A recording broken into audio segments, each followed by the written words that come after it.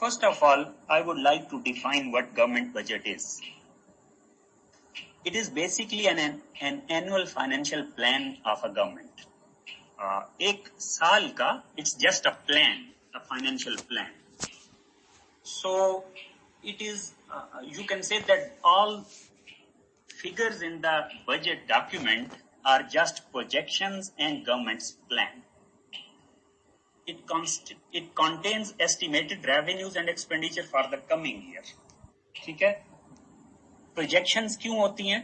Because all numbers are for the coming year, जो कि अभी साल start नहीं होता. Mostly budget is presented in June, and around 10th of June, or you can say that before 15th of June, उसकी कुछ constitutional requirements हैं.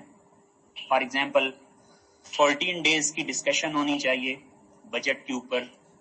जिस दिन बजट प्रेजेंट होता है, then assembly cannot debate budget for 2 days. 2 business days गुजर जाएंगे तो फिर आप डिस्कशन स्टार्ट कर सकते हैं. तो इस तरह की कुछ रिक्वायरमेंट्स हैं. तो ये जून का पूरा मंथ इसी में चला जाता है. So that's why it is presented mostly around 10th of every June. It is presented for a fiscal year जो कि 1 जुलाई से स्टार्ट होता है और 30th जून को एंड होता है. अब मैं इसकी बहुत डिटेल में नहीं जाऊंगा. किसी टाइम अगर आपसे कभी मेरी बजट के ऊपर कोई वर्कशॉप हम अरेंज कर सके तो मैं बहुत डिटेल में जाऊंगा कि बजट साइकिल क्या होता है और बजट प्रोसेस कहाँ से स्टार्ट होता है. अभी मैं जितना कोई इसमें कवर कर सकूंगा क्विकली वही करूंगा. अच्छा, इम्पोर्टेंस क्या है बजट की? हम इकोनॉमिक्स में हमेशा जून के महीने में और जुलाई के महीने में बहुत एक्टिव हो जाते हैं इकोनॉमिक्स के लोग, मीडिया के लोग, जो कि इकोनॉमिक इश्यूज को कवर करते हैं. And we talk about budgets in the months of June and July. ये बहुत होता है, सेमिनार्स होते हैं, वेबिनार्स होते हैं. इम्पोर्टेंस क्या है बजट की? देखिए, 2 बड़े इंपॉर्टेंट पॉइंट्स हैं. Number 1, budget reflects priorities of the government. ये इंपॉर्टेंट है. अगर हम नंबर्स में जाएंगे और प्रायोरिटीज को नहीं सोचेंगे तो प्रॉब्लम होगा. वो प्रायोरिटीज इकोनॉमिक भी हो सकती हैं, सोशल भी हो सकती हैं, पॉलिटिकल भी हो सकती हैं. तो डिफरेंट प्रायोरिटीज हो सकती हैं गवर्नमेंट की, and budget documents reflect those priorities. फिर इंपॉर्टेंट पॉइंट ये है कि budget is an important communication or signaling tool. अब ये एक ऐसा पॉइंट है जिसको हम अक्सर पाकिस्तान में भूल जाते हैं, और उसका बड़ा रीजन ये है कि गवर्नमेंट का जो बजट होता है, it doesn't communicate anything. Why? Because it is not trusted. जो चीज आप ट्रस्ट नहीं करते वो आपको कुछ सिग्नल नहीं दे सकता. तो इस पे मैं बात करूंगा आगे, लेकिन अभी मैं आपको वैसे बता रहा हूं कि budget must reflect some, it must communicate government's priorities. कुछ सिग्नल करना चाहिए. पॉलिसी होता ही सिग्नल है. And finally budget has important consequences for the society and the economy. ये भी बड़ा जरूरी है कि अगर बजट के हमारे ऊपर इफेक्ट्स ना होते तो हम बजट को इतना सीरियस ना लेते, लेकिन बजट जो है it generally effects every person's life, economic life as well as social life. अब चूंकि लकीली मैं इकोनॉमिस्ट से बात कर रहा हूं तो फिर मैं जरूर थोड़ा सा थ्योरी के ऊपर भी बात करूंगा. Budget is an instrument of fiscal policy, आप सबको पता है.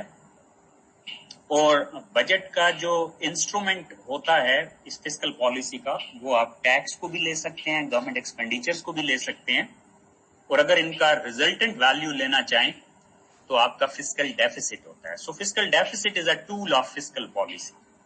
और फिस्कल डेफिसिट बजट का नेट आउटकम है, यानी कि जो भी बजट बनता है उसकी जो रिजल्टेंट फिगर होगी वो बजट डेफिसिट होगा या बजट बैलेंस कह लें.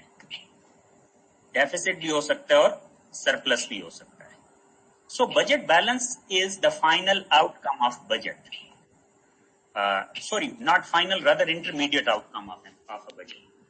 अच्छा, अब थोड़ा सा मैं इकोनॉमिक्स की जो कंट्रोवर्सी है इस टूल के ऊपर, चूंकि ये इंस्ट्रूमेंट है, टूल है फिस्कल पॉलिसी का, तो मैं थोड़ा सा समराइज करना चाहूंगा कि इकोनॉमिस्ट के अंदर एक डिबेट है। इकोनॉमिस्ट के दो ग्रुप्स हैं, एक है नॉन एक्टिविस्ट और एक है एक्टिविस्ट। और नॉन एक्टिविस्ट को इस कॉन्टेक्स्ट में हम कहते हैं डेफिसिट हॉक्स, और एक्टिविस्ट के फर्दर दो ग्रुप्स हैं, एक है डेफिसिट डॉव्स और एक है डेफिसिट हाउस। अब ये इकोनॉमिक थ्योरी है इसके पीछे। जो आपका डेफिसिट हॉक्स हैं, ये एक पूरा ग्रुप ऑफ इकोनॉमिस्ट है जो बेसिकली दे आर हॉक्स, और वो नॉन एक्टिविज्म पे बिलीव करते हैं, दे आर नॉन एक्टिविस्ट। जैसे फॉर एग्जांपल IMF के economist, they are mostly non activist. तो या आप न्यू क्लासिकल स्कूल को कह सकते हैं, दे आर नॉन एक्टिविस्ट। तो जो नॉन एक्टिविस्ट इकोनॉमिस्ट हैं, according to them there is a fiscal function of a budget. Budget का सिर्फ एक फिस्कल फंक्शन होता है, और वो फिस्कल फंक्शन होता क्या है? It is establishing balance between governments expenditure and revenue so that public debt does not become unsustainable. अब अगर कोई भी नॉन एक्टिविस्ट होगा इकोनॉमिस्ट, तो वो हमेशा बात बजट डेफिसिट को कंट्रोल करने की करेगा ताकि डेट जो है वो अनसस्टेनेबल ना हो। लेकिन याद रखें, ये फिस्कल पॉलिसी का फिस्कल फंक्शन है, which is an intermediate function. लेकिन नॉन एक्टिविस्ट ज्यादा इसी की बात करेंगे, जबकि दूसरी तरफ जो एक्टिविस्ट्स हैं, they talk about ultimate function which is economic function of the budget. Budget का एक इकोनॉमिक फंक्शन भी होता है, और वो क्या होता है? To achieve the economic goals like improving living standard, creating employment opportunities, reducing income disparities, efficient utilisation of resources. ये है इकोनॉमिक गोल या इकोनॉमिक फंक्शन। अब बजट को इनमें से क्या अचीव करना है? डेफिनेटली दोनों, लेकिन ज्यादा फोकस किस पे करना है? फॉर एग्जाम्पल, अगर कभी भी प्रायोरिटीज के दरमियान एक टाई पड़ जाए, एक ट्रेड ऑफ आपको नजर आ रहा हो कि if you achieve fiscal function then you have to compromise economic function, and if you try to achieve economic goals you have to compromise on fiscal function. अगर ऐसी कभी सिचुएशन बन जाए, तो फिर ज्यादा वेट किसको देना है? तो वो वेट यही है कि अगर नॉन एक्टिविस्ट इकोनॉमिस्ट होगा, देन ही और she will put more weight on fiscal function, और अगर एक्टिविस्ट होगा तो वो इकोनॉमिक फंक्शन के ऊपर करेगा वेट। अब इसमें डेफिसिट डॉव्स और डेफिसिट आउल्स के दरमियान भी एक छोटा सा डिफरेंस है, वो मैं आपको बता दूं कि डेफिसिट डॉव्स जो इकोनॉमिस्ट हैं, दे आर केन्जियन इकोनॉमिस्ट, लेकिन उनका ख्याल ये है कि जो आपका बजट होता है, ये आप डेफिसिट क्रिएट कर सकते हैं।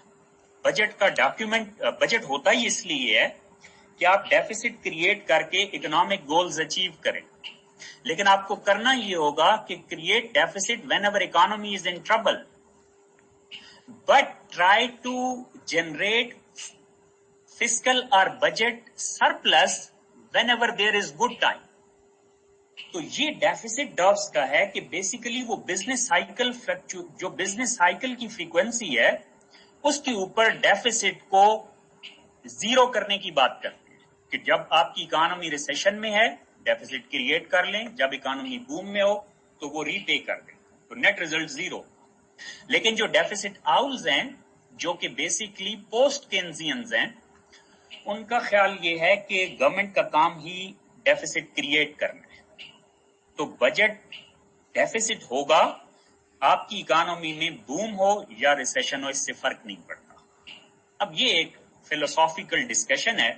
अनफॉर्चुनेटली हम जब अपने मुल्क में बजट डिस्कस कर रहे होते हैं, तो हम कभी इन इश्यूज को नहीं लेते कि कौन से आप स्कूल ऑफ थॉट से बिलोंग करते हैं और आपका पॉइंट ऑफ व्यू क्या है। हम बड़े छोटे छोटे इश्यूज में अपने आप को इन्वॉल्व कर लेते हैं, जिनके ऊपर जर्नलिस्ट अपने आप को इन्वॉल्व करते होते हैं। हम भी उन्हीं में इंडल्ज हो जाते हैं, इकोनॉमिस्ट।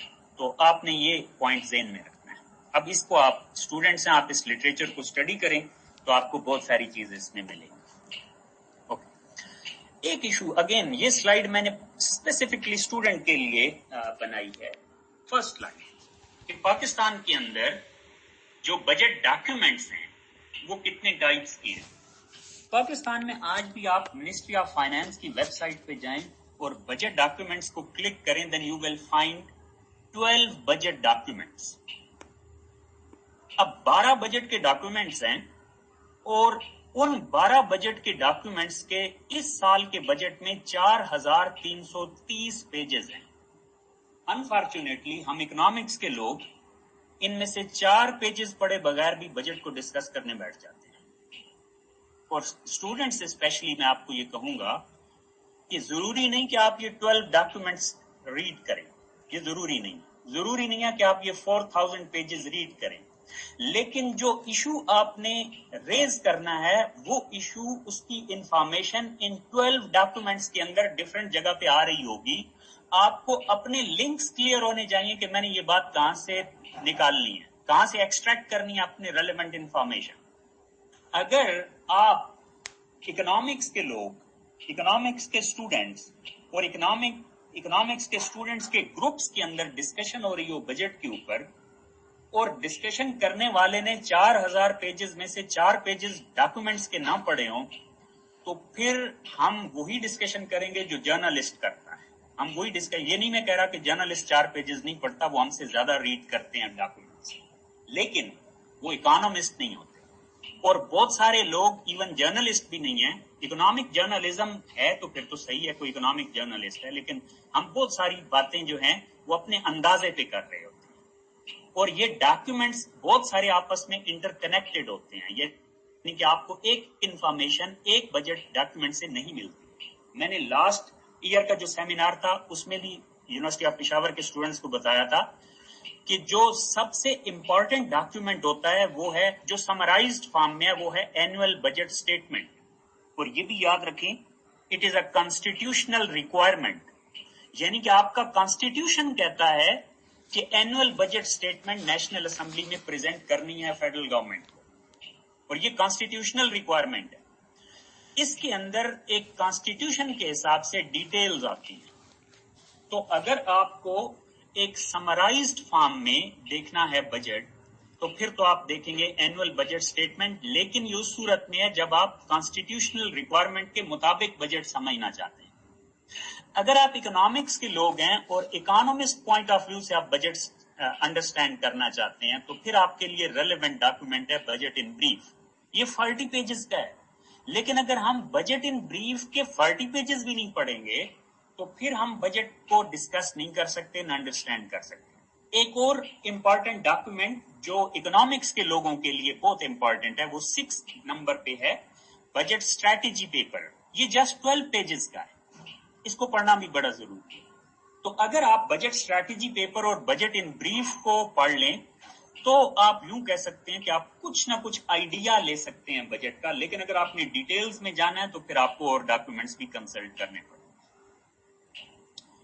اوکے, اب جو میں نے اسٹوڈنٹس کی کنفیوژنز دیکھی ہیں, اب چونکہ میں نے تو یہ کئی یونیورسٹیز میں اور کئی جگہ پہ بجٹ سیمینار پریزنٹ کیا ہے, لیکن میں نے یہ 1-2 سلائیڈ, جیسے یہ بجٹ ڈاکیومنٹس والی سلائیڈ بھی اور یہ سلائیڈ بھی میں نے نئی ایڈ کی ہے آج کے دن, جس میں آپ کو تھوڑا سا آئیڈیا اس لیے دینا چاہ رہا ہوں کہ بہت سارے لوگ بجٹ کے نمبرز کو نہیں انڈرسٹینڈ کرتے, چونکہ بجٹ کے ڈفرینٹ ڈاکیومنٹس کے اندر ایک ہی بجٹ کے ڈفرینٹ نمبرز ہوتے ہیں اور اس کے پیچھے کوئی لاجک ہوتی ہے, لیکن ہم اس کو چونکہ سمجھتے نہیں ہیں. اب جب کوئی بندہ اسپیشلی جو اکانومسٹ نہ ہو یا اکنامکس میں فسکل پالیسی یا پبلک فائنانس اس کی اسپیشلائزیشن نہ ہو, وہ کسی ایک ڈاکیومنٹ سے ایک نمبر لے کے سوشل میڈیا کے اوپر پوسٹ کر دیتا ہے اور پھر سارے لوگ اس کے اوپر ڈسکشن سٹارٹ کر دیتے ہیں, تو سم ٹائمز وہ بڑا آؤٹ آف کانٹیکسٹ ہوتا ہے نمبر, یعنی کہ وہ کلیئر ہی نہیں ہوتا کہ اس نمبر کا میننگ کیا ہے. تو اب یہ سلائیڈ میں نے اس لیے ڈالی کہ آپ لوگوں کو تھوڑا آئیڈیا ہو کہ پاکستان کا اس سال کا جو فیڈرل بجٹ ہے 2023-24, اس کا ٹوٹل لے کتنا ہے. ٹوٹل آؤٹ لے ہمارا ہے 48.459 ٹریلین یا 48,459 بلین روپیز. اب یہ نمبر آپ کے لیے تھوڑا سا پریشان کرنے والا ہونا چاہیے، اس لیے کہ وزیر خزانہ صاحب نے جب سپیچ کی تو انہوں نے کہا کہ ہم 14,400 سم تھنگ ارب کا بجٹ پیش کر رہے ہیں۔ اب اگر وہ 14,400 آئی تھنک 14,484 ہے شاید، تو اگر وہ نمبر کا بجٹ پیش کر رہے ہیں تو میں آپ کو پہلی سلائیڈ میں کہہ رہا ہوں کہ پاکستان کے فیڈرل بجٹ کا جو آؤٹ لے ہے، میں کو پوری پاکستان کی ساری گورنمنٹس کا ملا کے، پروونشل اور فیڈرل ملا کے نہیں کہہ رہا، میں صرف فیڈرل بجٹ کے آؤٹ لے کی بات کر رہا ہوں، یہ 48.5 ٹریلین روپیز بنتا ہے۔ اب ایک پوائنٹ تو آپ یہ ذہن میں رکھیں، یہ 48.5 یا 48.459 ٹریلین روپیز کیا چیز ہے؟ ظاہر ہے یہ ہمارے ایکسپینڈیچرز ہیں، آنے والے سال کی جو ایکسپینڈیچرز کی پروجیکشنز ہیں وہ ٹوٹل اتنی ہیں۔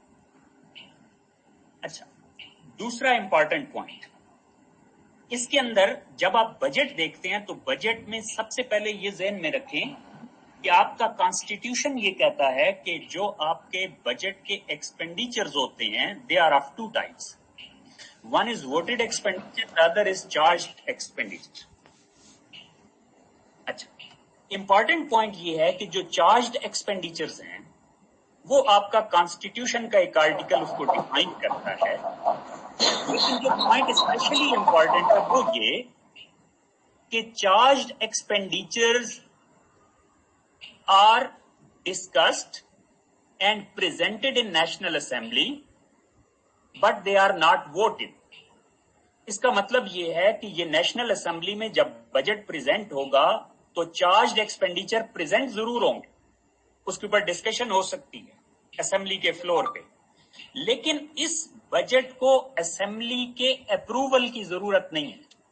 یہ اب آپ ذہن میں رکھ لیں، کون سے ایکسپینڈیچر؟ چارجڈ ایکسپینڈیچرز کو اسمبلی کے ووٹ کی ضرورت نہیں ہے فار اپروول۔ اس کا مطلب ہے یہ جیسے پریزنٹ ہوتا ہے ویسے ہی اپروو ہو جاتا ہے۔ کلیئر؟ دوسرا ہوتا ہے ووٹڈ ایکسپینڈیچر۔ ووٹڈ ایکسپینڈیچر وہ ہے جس کے اوپر ڈیبیٹ بھی ہوتی ہے اسمبلی میں اور پھر وہ اسمبلی کے ووٹ سے اپروو ہوتا ہے۔ اگر اسمبلی اس کو پاس نہ کرے تو گورنمنٹ سپینڈنگ نہیں کر سکتی۔ اب یہ بڑا امپورٹنٹ پوائنٹ ہے، گورنمنٹ سپینڈنگ نہیں کر سکتی جب تک اسمبلی اس کو پاس نہ کرے۔ اور یہ یاد رکھیں کہ نیشنل اسمبلی کی بات ہے، سینٹ کا اس میں اپروول میں کوئی رول نہیں ہے، یہ میں بعد میں ڈسکس کروں گا۔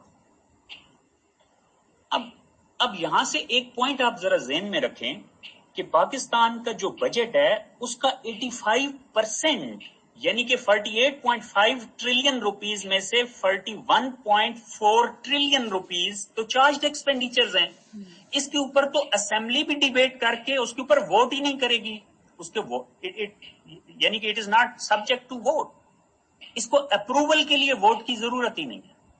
اور یہ کتنے پرسنٹ بنتا ہے ٹوٹل بجٹ آؤٹ لے کا؟ 85%۔ تو جس کے اوپر میں آپ ڈسکس کریں گے وہ تو بعد میں آئے گا، جس کے اوپر اسمبلی کے فلور پہ ڈسکشن کے بعد اس کی اپروول ہونی ہے، that is only 15% of the budget, total budget, اور وہ ہے تقریباً اس وقت کے حساب سے، اس سال کے حساب سے 7 ٹریلین روپے۔ اس کا مطلب یہ ہے کہ اگر آپ کو وزیر خزانہ صاحب والا نمبر بھی یاد ہے جو کہ اپروکسیمیٹلی 14 ٹریلین ہے، تو بھی یہ اس کا ہاف بنتا ہے، اور اگر میں ٹوٹل آؤٹ لے کی بات کروں تو یہ اس کا صرف 15% بنتا ہے۔ تو ووٹڈ ایکسپینڈیچر صرف یہ ہیں جس کے اوپر اسمبلی ووٹ کر سکتی ہے، تو اس کا مطلب ہے میننگ فل ڈسکشن صرف اسی کے اوپر۔ اب ہمارے ذہن میں یہ پہلا کوشچن یہی آئے گا، یہ چارجڈ ایکسپینڈیچرز کیا ہے کہ جو 85% ہیں اور جو اسمبلی کے ووٹ کے بغیر اپروو ہو جاتے ہیں، یہ کیا، یہ کون سا بجٹ ہے؟ اور ووٹڈ ایکسپینڈیچر پھر کون سے ہیں؟ تو ہم چارجڈ ایکسپینڈیچر آپ کے سامنے میں رکھ دیتا ہوں، اس کے علاوہ جو ایکسپینڈیچرز ہوں گے وہ ووٹڈ ہوں گے۔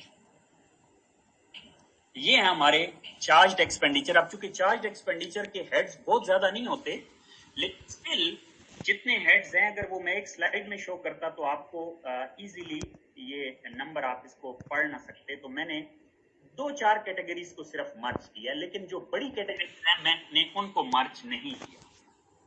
اب آپ کو یہ کلیئر ہو جانا چاہیے کہ پاکستان میں جو چارجڈ ایکسپینڈیچر ہیں جو آپ کے ٹوٹل بجٹ کا 85% ہے، اس میں سب سے پہلا جو آئٹم ہے that is repayment of domestic debt, جو آپ نے اس سال کے اندر کرنا ہے۔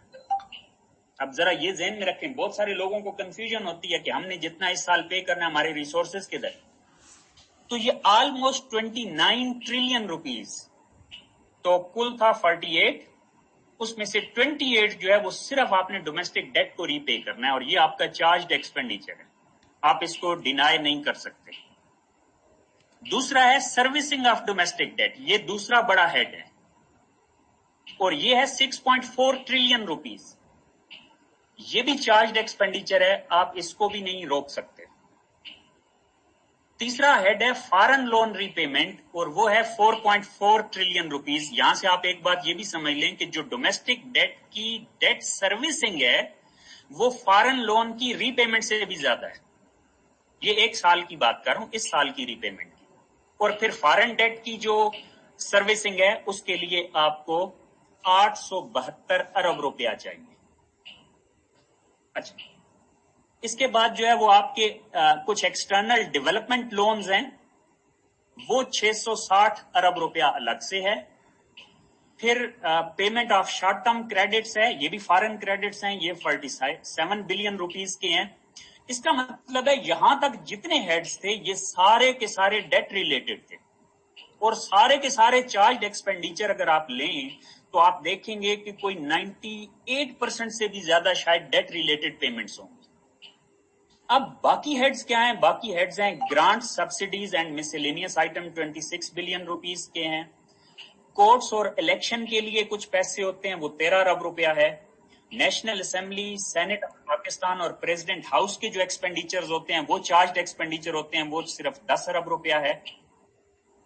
اس کے بعد جو ہے وہ آڈٹ سے ریلیٹڈ ہوتا ہے، اور کچھ مسیلینیس 5 ارب روپیہ ہے۔ تو یہ عموماً ایک لوگوں کو کنفیوژن ہوتی ہے کہ شاید ڈیفنس سے ریلیٹڈ پیمنٹ چارجڈ ایکسپینڈیچر میں ہوگا، ڈیفنس ووٹڈ ایکسپینڈیچر میں آتا ہے۔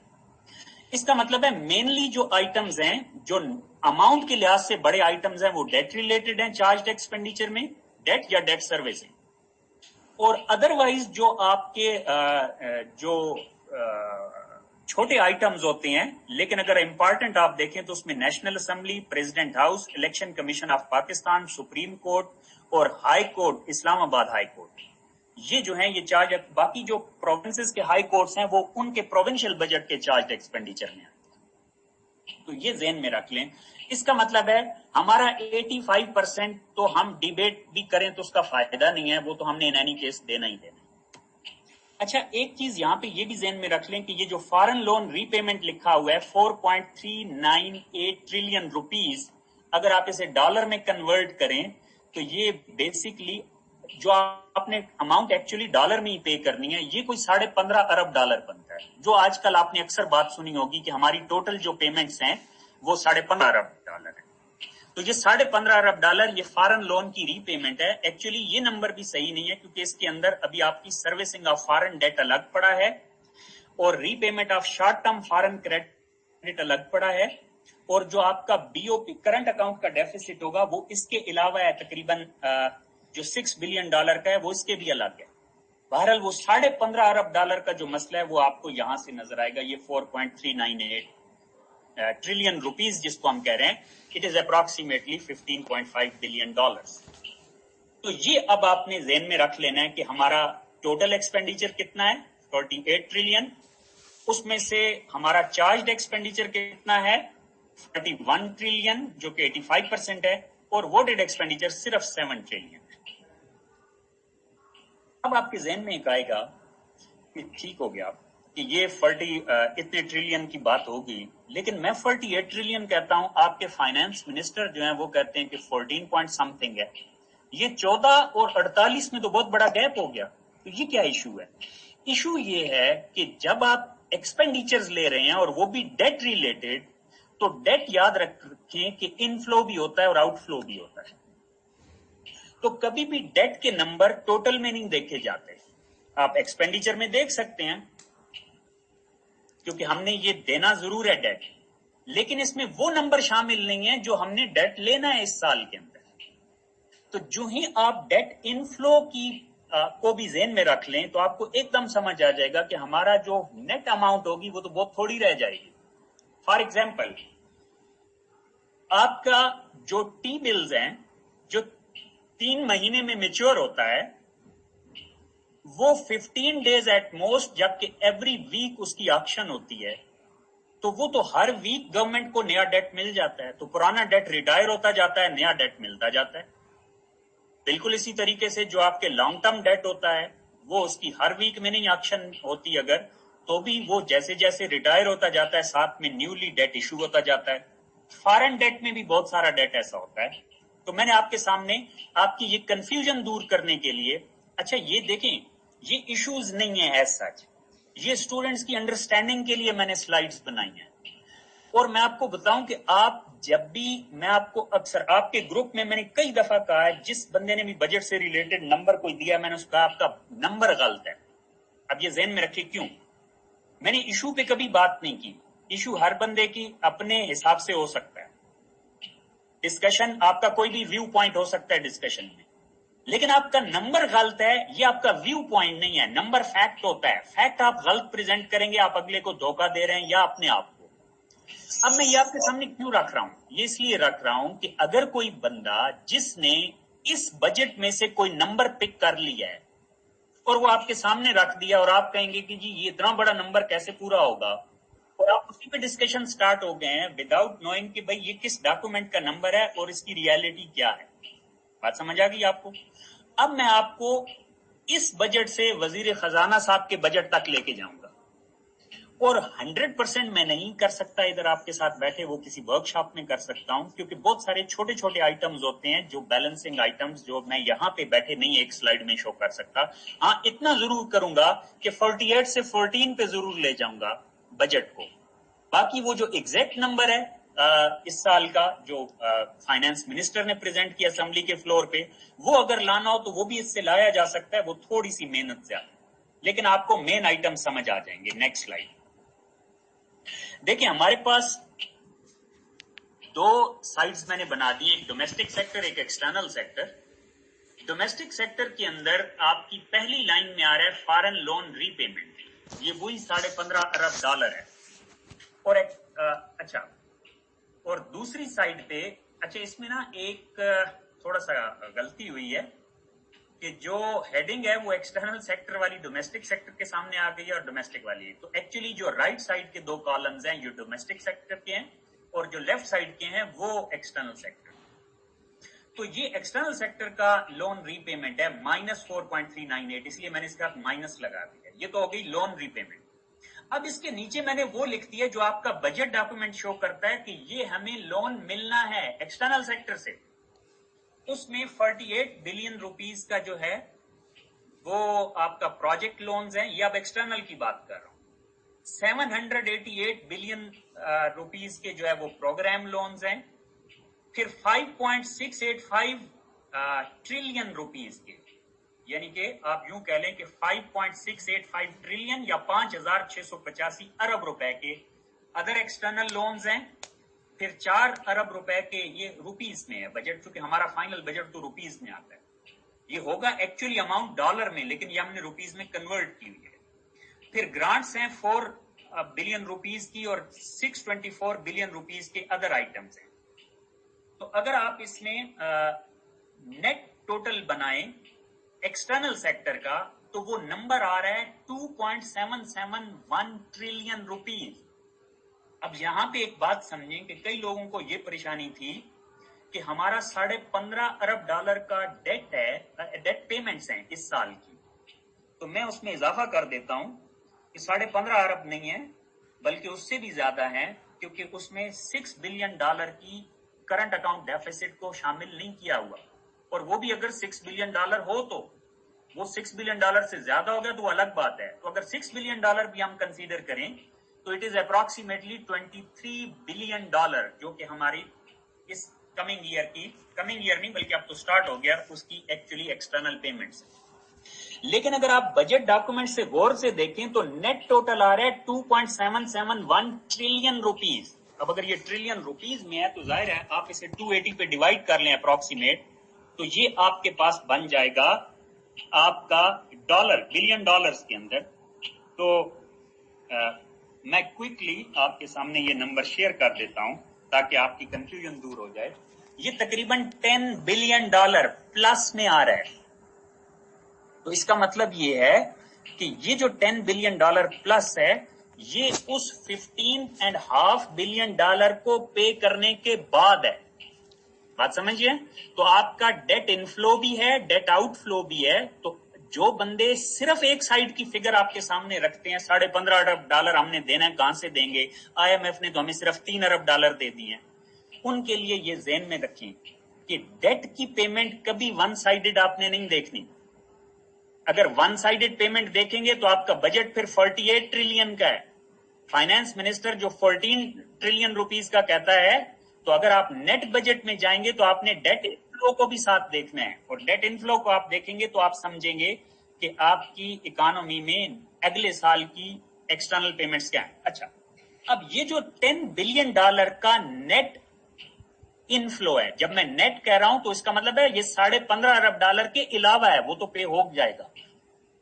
اب آپ کے ذہن میں اب کچھ فسکل رسکس ہوتے ہیں کہ ہو سکتا ہے ایسا نہ ہو. یہ بات ذہن میں رکھیں، یہ ہو سکتا ہے کہ ایسا واقعی نہ ہو. تو یہ ذہن میں رکھیں کہ نہیں ہوگا تو یہ ابھی تو کوشن بہت بڑا ہے. اوپر والا 10 بلین ڈالر بھی سارا نہ ہو تو بھی 15.5 تو پے ہو رہا ہے. یہ تو سرپلس والا 10 بلین ڈالر ہے نا. بات سمجھ آ گئی آپ کو؟ اچھا، تو اس کا مطلب یہ ہے کہ پرابلم از اسٹل دیئر. یہ نہیں ہے کہ میں کہہ رہا ہوں کہ اب آپ آج سے خوشی منائیں کہ پاکستان کے سارے پرابلمز ختم ہو گئے، ہم تو 10 بلین ڈالر ایکسٹرنل اکاؤنٹ کے سرپلس میں جا رہے ہیں. نہیں، پرابلمز ابھی بھی ہیں، رسکس ابھی بھی ہیں. لیکن یہ ذہن میں رکھیں کہ وہ جو 15.5 بلین ڈالر کی پیمنٹ ہے وہ کرنے کے بعد بھی ہمارے پاس 10 بلین ڈالر سرپلس ہو رہا ہے اگلے سال میں. اچھا، اب آ جائیں اپنے ڈومیسٹک سیکٹر کی طرف، جس کا تقریباً 29 یعنی کہ 28.89 ٹریلین روپیز جو سب سے بڑا ہیڈ تھا چارجڈ ایکسپینڈیچر کا.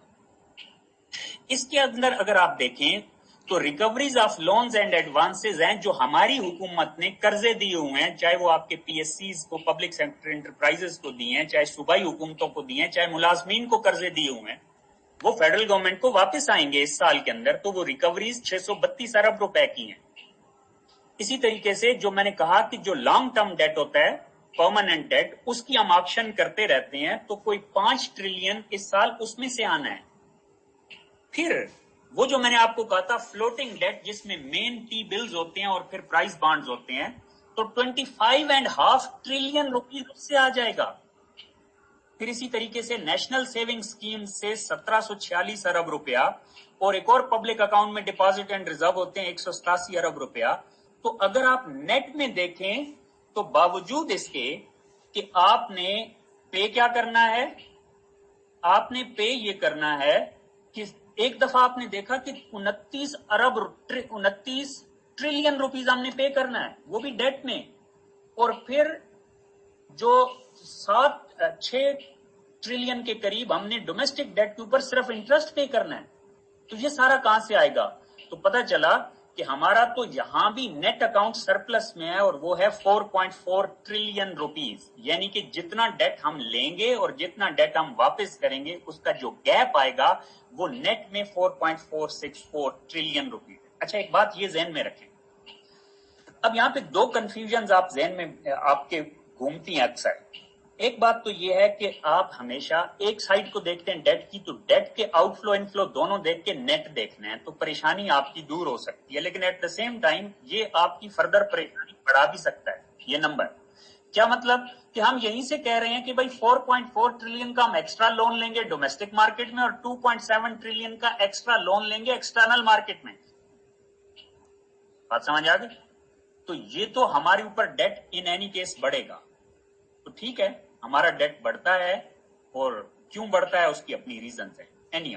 ہماری 15 ارب روپے کی کوئی پرائیویٹائزیشن پروسیڈز ہیں، تو یہ جب میں نے سارا ملا کے گرینڈ ٹوٹل بنایا تو یہ 14.229 ٹریلین روپیز آ گیا. تو میں نے آپ کو کہا تھا کہ میں آپ کو 48 سے 14 تک لے کے آؤں گا.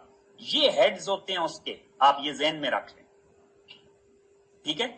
اب اگر میں ان میں سے کوئی ایک ہیڈ اٹھا کے سوشل میڈیا پہ کہہ دوں کہ جی اگلے سال ہماری تو فلوٹنگ ڈیٹ میں گورنمنٹ نے جو ہے وہ 25 ٹریلین لینا ہے، تو اس کا مطلب یہ ہے کہ ہمارے بجٹ ڈاکومنٹ میں لکھا ہوا ہے کہ 25 ٹریلین تو ہماری حکومت اگلی دفعہ ٹی بل سے اٹھائے گی، تو اتنا بڑا لون لے لے گی۔ اب یہ بات غلط ہے، اس لیے کہ بہت سارا لون ری پے بھی تو ہونا ہے، تو آپ ہمیشہ نیٹ اماؤنٹس دیکھا کریں۔ بات سمجھ آ گئی؟ تو اب یہ اسٹوڈنٹس کے لیے بڑا امپورٹنٹ تھا، اور یہاں پہ میری آپ سے، آپ اسٹوڈنٹس کو اسپیشلی ایک نصیحت بھی ہے کہ جب تک آپ ان نمبرز میں نہیں کلیئر، آپ جب کوئی نمبر آگے سوشل میڈیا پہ شیئر کرتے ہیں، یہ نہیں ہے کہ آپ کوئی چیز شیئر نہ کریں، لیکن میں آپ کو آپ کی رسپانسبلٹی سمجھانا چاہتا ہوں کہ آپ اکنامکس کے اسٹوڈنٹ، کوئی ایم فل کا اسٹوڈنٹ ہے، کوئی پی ایچ ڈی کا اسٹوڈنٹ ہے، سوسائٹی کے لیے آپ بڑے اکانومسٹ ہیں، آپ اکنامکس میں ہائر ایجوکیشن لے رہے ہیں، اور پھر آپ جو نمبر شیئر کرتے ہیں وہ ان کے لیے بڑا میننگ رکھتا ہے، اور اگر آپ ہی غلط نمبر شیئر کریں گے جس کی کوئی بیسز نہیں ہوگی، جس کا کوئی میننگ نہیں ہوگا، بلکہ وہ کیوس کریٹ کرے گا، تو آپ کو اس میں کیئرفل ہونا چاہیے۔ بات سمجھ آ گئی؟ تو وہ جو کہتے ہیں نا نیم حکیم خطرہ جان اور نیم ملا خطرہ ایمان، تو نیم اکانومسٹ جو ہے، یہ اس کافی ردیف تو نہیں ملتا، لیکن جو نیم اکانومسٹ ہوتا ہے وہ یہ خطرہ بجٹ ہوتا ہے۔ تو آپ نے آئندہ کے لیے خطرہ بجٹ نہیں بننا۔ اگر آپ صحیح ہے، آپ نہیں پڑھ سکتے ساری چیزیں، نہیں پڑھ سکتے ڈاکومنٹ، لیکن کچھ بیسک انفارمیشن ضرور لیں کسی ڈاکومنٹ سے، اور بجٹ کا سینس کلیئر کریں اپنے دماغ، اور پھر اس کے بعد کوئی بھی نمبر کوٹ کریں۔ اب آ جائیں، یہ تو بات ہو گئی۔ اچھا، میں ڈفرینٹ چیزیں پریزنٹ کروں گا پیسز میں۔ میں نے ایک چیز یہ پریزنٹ کر دی آپ کو، ابھی تک میں نے صرف آپ کو یہ پریزنٹ کیا ہے کہ بھائی خدا را، جب تک آپ بجٹ کے کسی نمبر کو سمجھتے نہ ہوں تو کیاس کریٹ کرنے سے بچیں، ایوائڈ کریں، نمبر 1۔ اب جو میں آپ کے سامنے رکھ رہا ہوں وہ بجٹ رکھ رہا ہوں اس سال کا، اور بجٹ کی ڈیٹیلز بہت زیادہ ہو سکتی ہیں، لیکن میں بہت زیادہ ڈیٹیل میں نہیں جا سکتا۔ میں آپ کے سامنے میکرو آسپیکٹ رکھوں گا، اور پھر میں بجٹ کے ایشوز پہ چلا جاؤں گا، جو کہ انفارچونیٹلی ہمارے اکانومسٹ کی ڈسکشن میں بھی وہ ایشوز نہیں آتے، بلکہ ہم 2-3 نمبرز جو ہیں، جو بڑے سیدھے سیدھے نمبرز ہیں، ان میں کھوئے رہتے ہیں، اور انہی کو ہم ڈسکس زیادہ کرتے رہتے ہیں۔ جو ریئل ایشوز ہیں ان کے اوپر ہم نے کبھی فوکس ہی نہیں کیا۔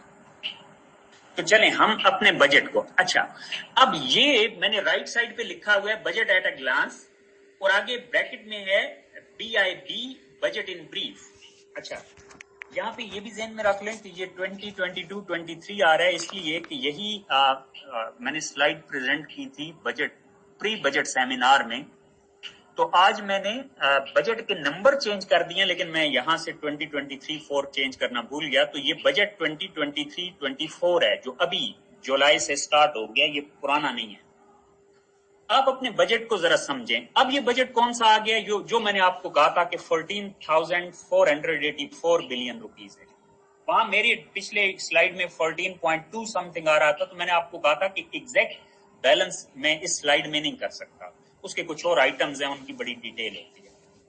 اینی ہاؤ، اب یہاں پہ یہ آپ کا ٹوٹل بجٹ ہے۔ اگر آپ کچھ بھی نہیں پڑھتے، اگر آپ کچھ بھی نہیں پڑھتے تو بجٹ ان بریف جو ڈاکومنٹ ہے 40 پیجز کا، اس کا سب سے پہلا ٹیبل نمبر 1 یہ ہوتا ہے، اس کو تو ضرور دیکھ لیا کریں۔ اگر آپ اس کو بھی نہیں دیکھتے تو پھر آپ بجٹ نہیں سمجھ سکتے۔ یہ منیمم ریکوائرمنٹ ہے، اور اس کو صرف دیکھنا نہیں ہے، اس کو سمجھنا ہے۔ اب مثلا جو کئی ایشوز میں نے پیچھے بولے، میں آپ کو اس سلائیڈ میں بھی کلیئر کر دیتا ہوں تاکہ آئندہ آپ کو یہ بات پریشان نہ کرے۔ دیکھیں لیفٹ سائڈ پہ ریسورسز ہیں، کیونکہ ریسورسز سے بجٹ سٹارٹ ہوگا۔ سم ہاؤ ایکسپینڈیچر سے بھی سٹارٹ کر سکتے ہیں، کیونکہ جو آپ کے چارجڈ ایکسپینڈیچر ہیں وہ آپ نے ان اینی کیس کرنے ہیں، لیکن ہم ریسورسز سے سٹارٹ کریں۔ آپ کا نیکسٹ ایئر کا جو FBR کا ٹیکس کا ٹارگٹ ہے وہ 9.415 ٹریلین روپیز، یعنی کہ 9415 ارب روپیہ، 9415 ارب روپیہ بنتا ہے، جبکہ نان ٹیکس ریونیوز میں 2963 ارب روپیہ بنتا ہے، رکھا گیا ہے اگلے سال۔ ٹیکس ریونیو میں وہ بھی FBR کے آپ کو کلیئر ہوگا کہ مینلی 4 قسم کے ٹیکس ہوتے ہیں۔ آپ کا انکم ٹیکس ہوتا ہے، جنرل سیلز ٹیکس ہے، کسٹم ڈیوٹی ہے، اور فیڈرل ایکسائز ڈیوٹی. تو یہ 4 قسم کے ٹیکسز ہیں مینلی، جبکہ نان ٹیکس ریونیو میں بہت سارے آئٹمز آتے ہیں، لیکن جو ان میں بڑے آئٹمز ہیں، یعنی کہ کافی بڑا نمبر ہے نا، تو ان میں جو بڑے آئٹمز ہیں وہ 2 ہیں. ایک ہے اسٹیٹ بینک کا پروفٹ اور ایک ہے پیٹرولیم لیوی. یعنی کہ یہ 2 آئٹم، اس کا میجر چنک جو آتا ہے یہ ان 2 آئٹم سے آتا ہے، یہ نان ٹیکس ریونیو میں آتا ہے. اچھا، اب یہ بات آپ کے ذہن میں اس لیے کلیئر ہونی چاہیے کہ سم ٹائمز ہم یہ بات نہیں سمجھتے.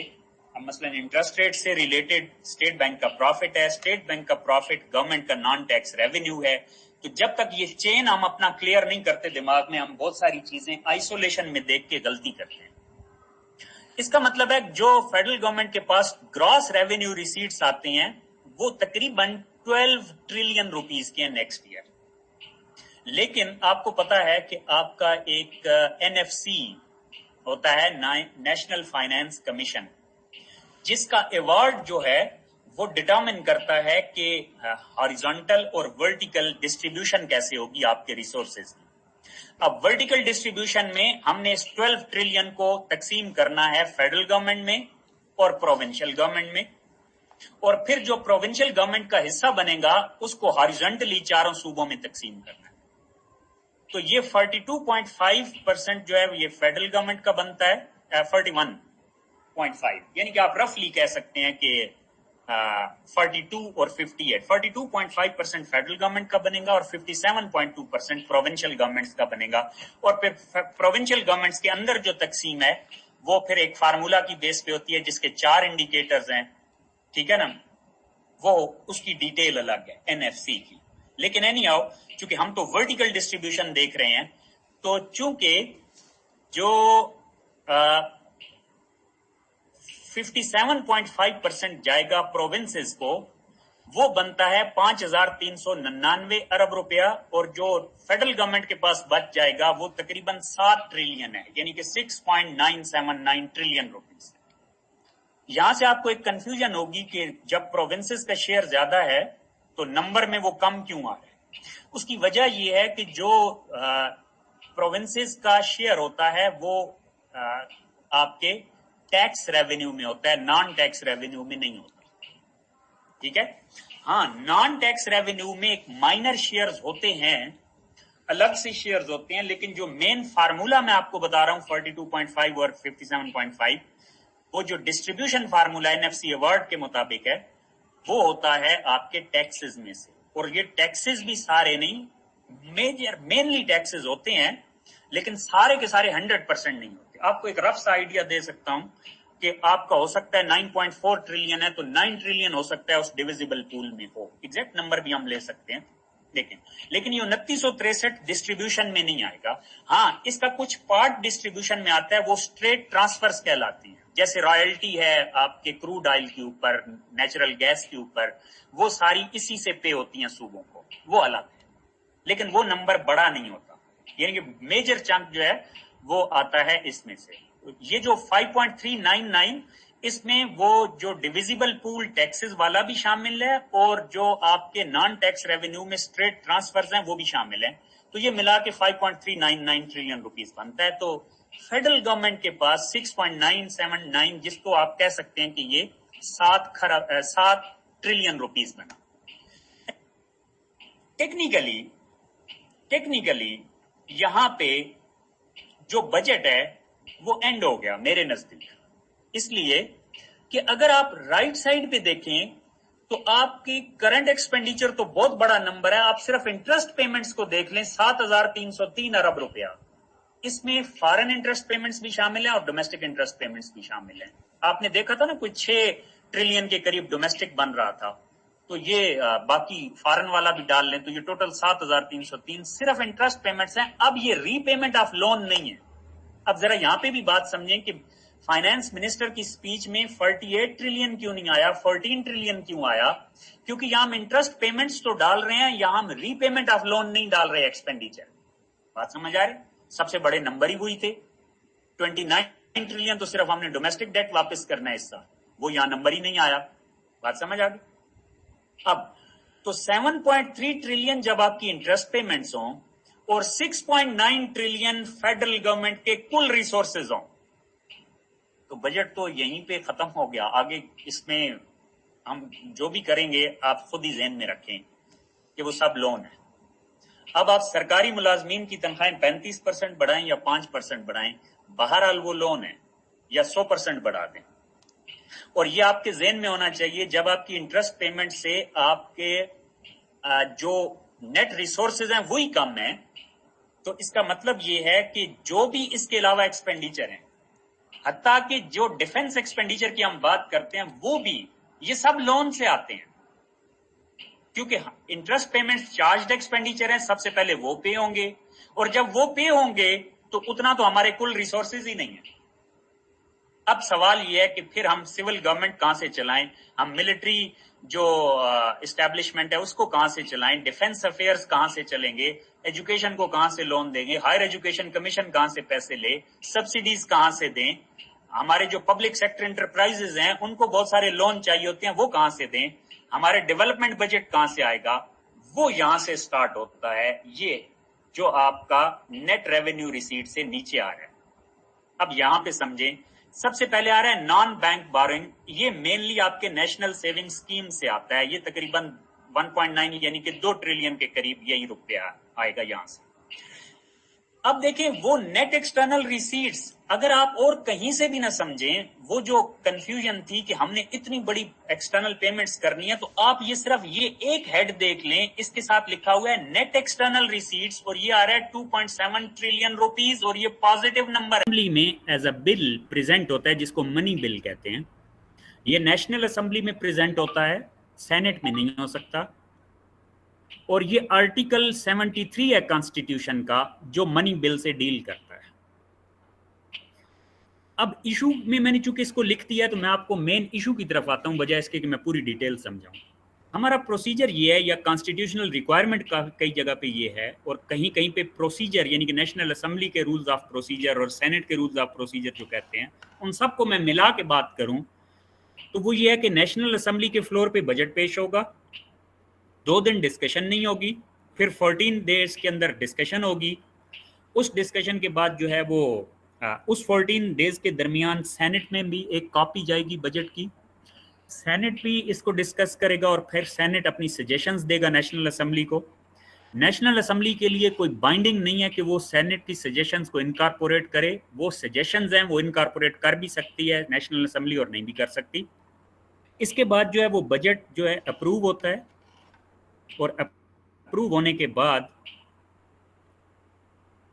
वो जो प्राइम मिनिस्टर जो है वो उसके ऊपर साइन करता है। जब प्राइम मिनिस्टर साइन करता है तो वो बन जाता है schedule of authenticated expenditure, authenticated schedule of expenditure.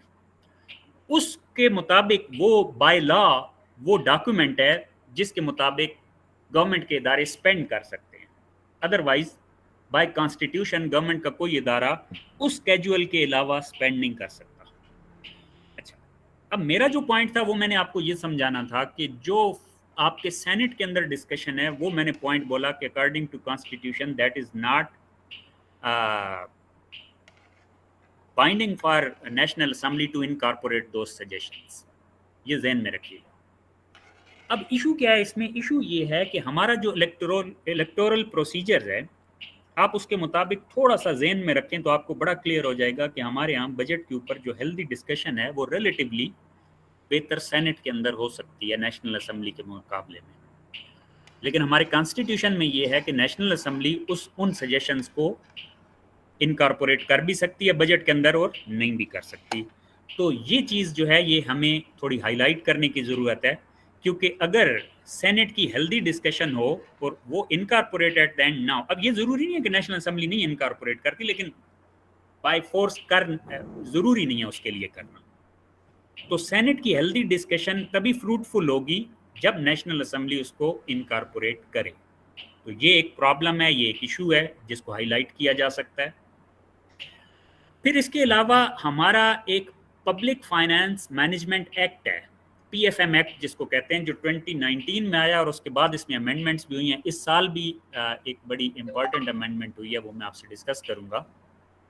इसके मुताबिक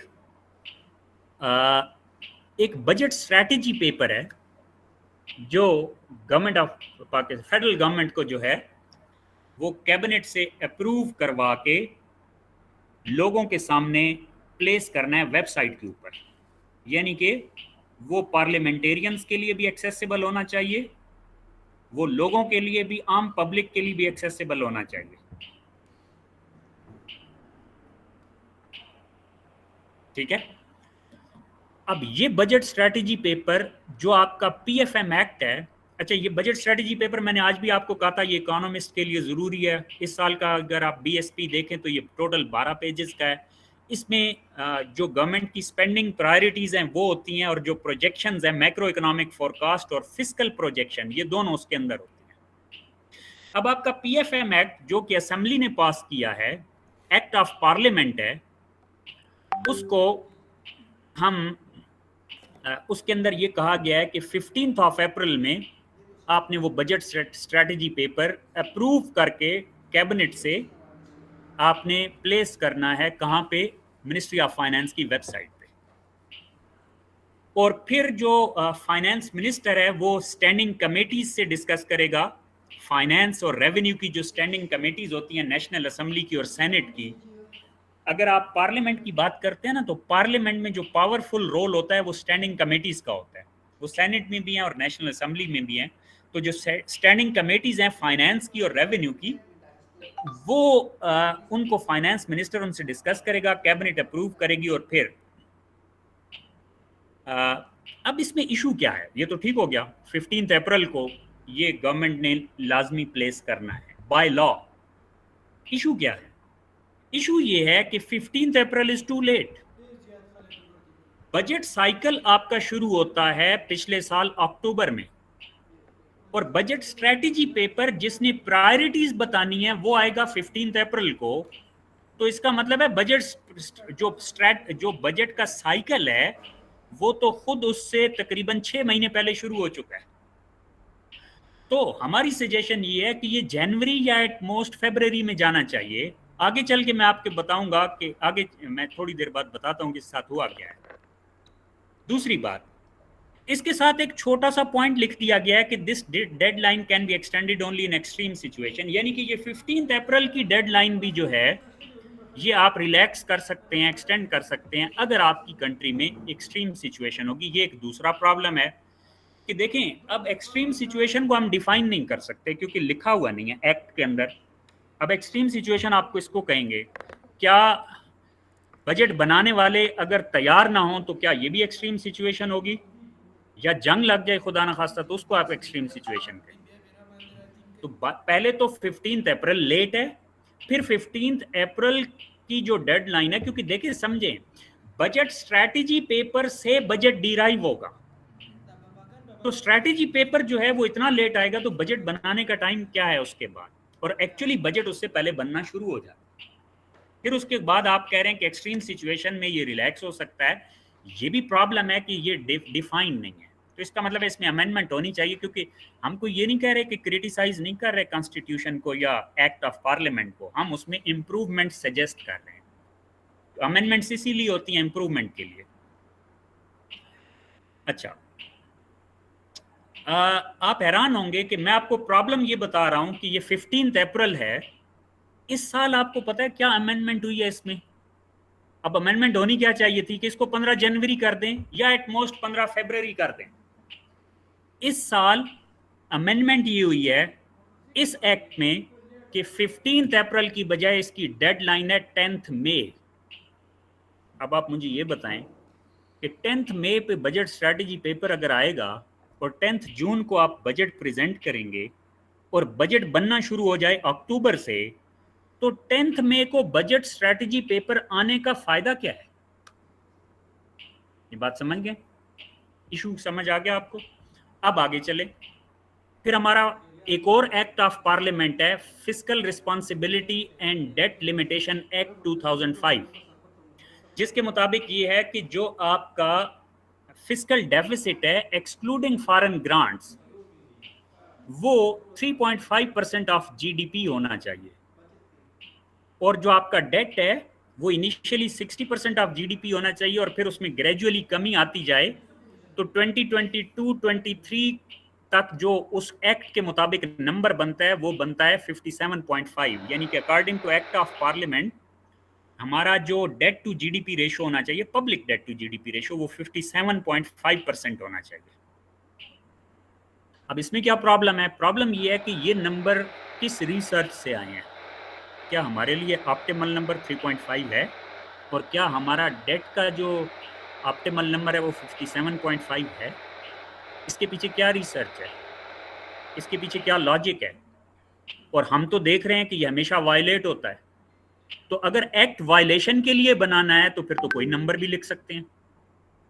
आप देखें, न तो हमारा कभी डेफिसिट 3.5 से नीचे आया है, और जब से ये एक्ट बना है एक साल के अलावा ना हमारा कभी डेट 60% पे आया है। इस साल हमारा डेट टू जीडीपी रेशो 74% है। तो इशू ये है कि आप अगर इसमें अमेंडमेंट नहीं करते, या तो आप स्ट्रिक्टली एनफोर्स कर लें इसको, या फिर आप डेट इसमें एक्ट में अमेंडमेंट कर लें। तो अगर आप फेडरल गवर्नमेंट एक्ट को जो असेंबली के फ्लोर पे बना, पास हुआ, उसको फेडरल गवर्नमेंट वायलेट करेगी, तो आप और किससे एक्सपेक्ट करेंगे कि वो आपके कॉन्स्टिट्यूशन और एक्ट ऑफ पार्लियामेंट को जो है वो ऑनर करेगा, अगर फेडरल गवर्नमेंट खुद उसको वायलेट करती है? ये इशू है। प्रोसीजरल इशू में आ जाएं। सबसे पहला मैं वहीं से चलूंगा, जो बजट स्ट्रैटेजी पेपर, जिसको मैं कह रहा हूं 15 जनवरी होना चाहिए, 15 अप्रैल की बजाय हमने इस साल अमेंडमेंट कर दी, वो 10 मई हो गया। अब ये तो है एक्ट ऑफ पार्लियामेंट, अमेंडमेंट मैंने आपको बताई और एक्चुअल एक्ट बताया। अब आपको एक्चुअल रियलिटी बताऊं।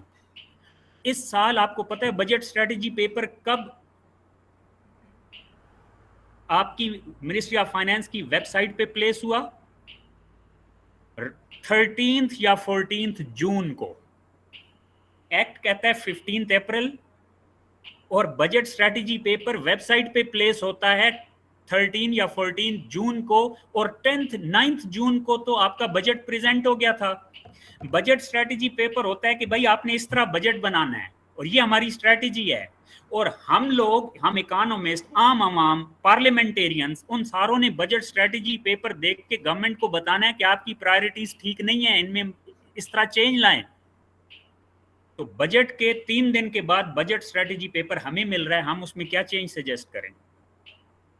समझ रहे हैं अपने इश्यूज? आप कुछ नंबर से रिलेटेड डिस्कशन करते हैं और उससे बाहर नहीं निकलते, हमारे इश्यूज कुछ और हैं। फिर 4300 समथिंग पेजेस हैं, ठीक हो गया? अब ये 4000 वाले पेजेस जो हैं, पेजेस की बुक्स, ये पार्लियामेंटेरियन को कब मिलती हैं?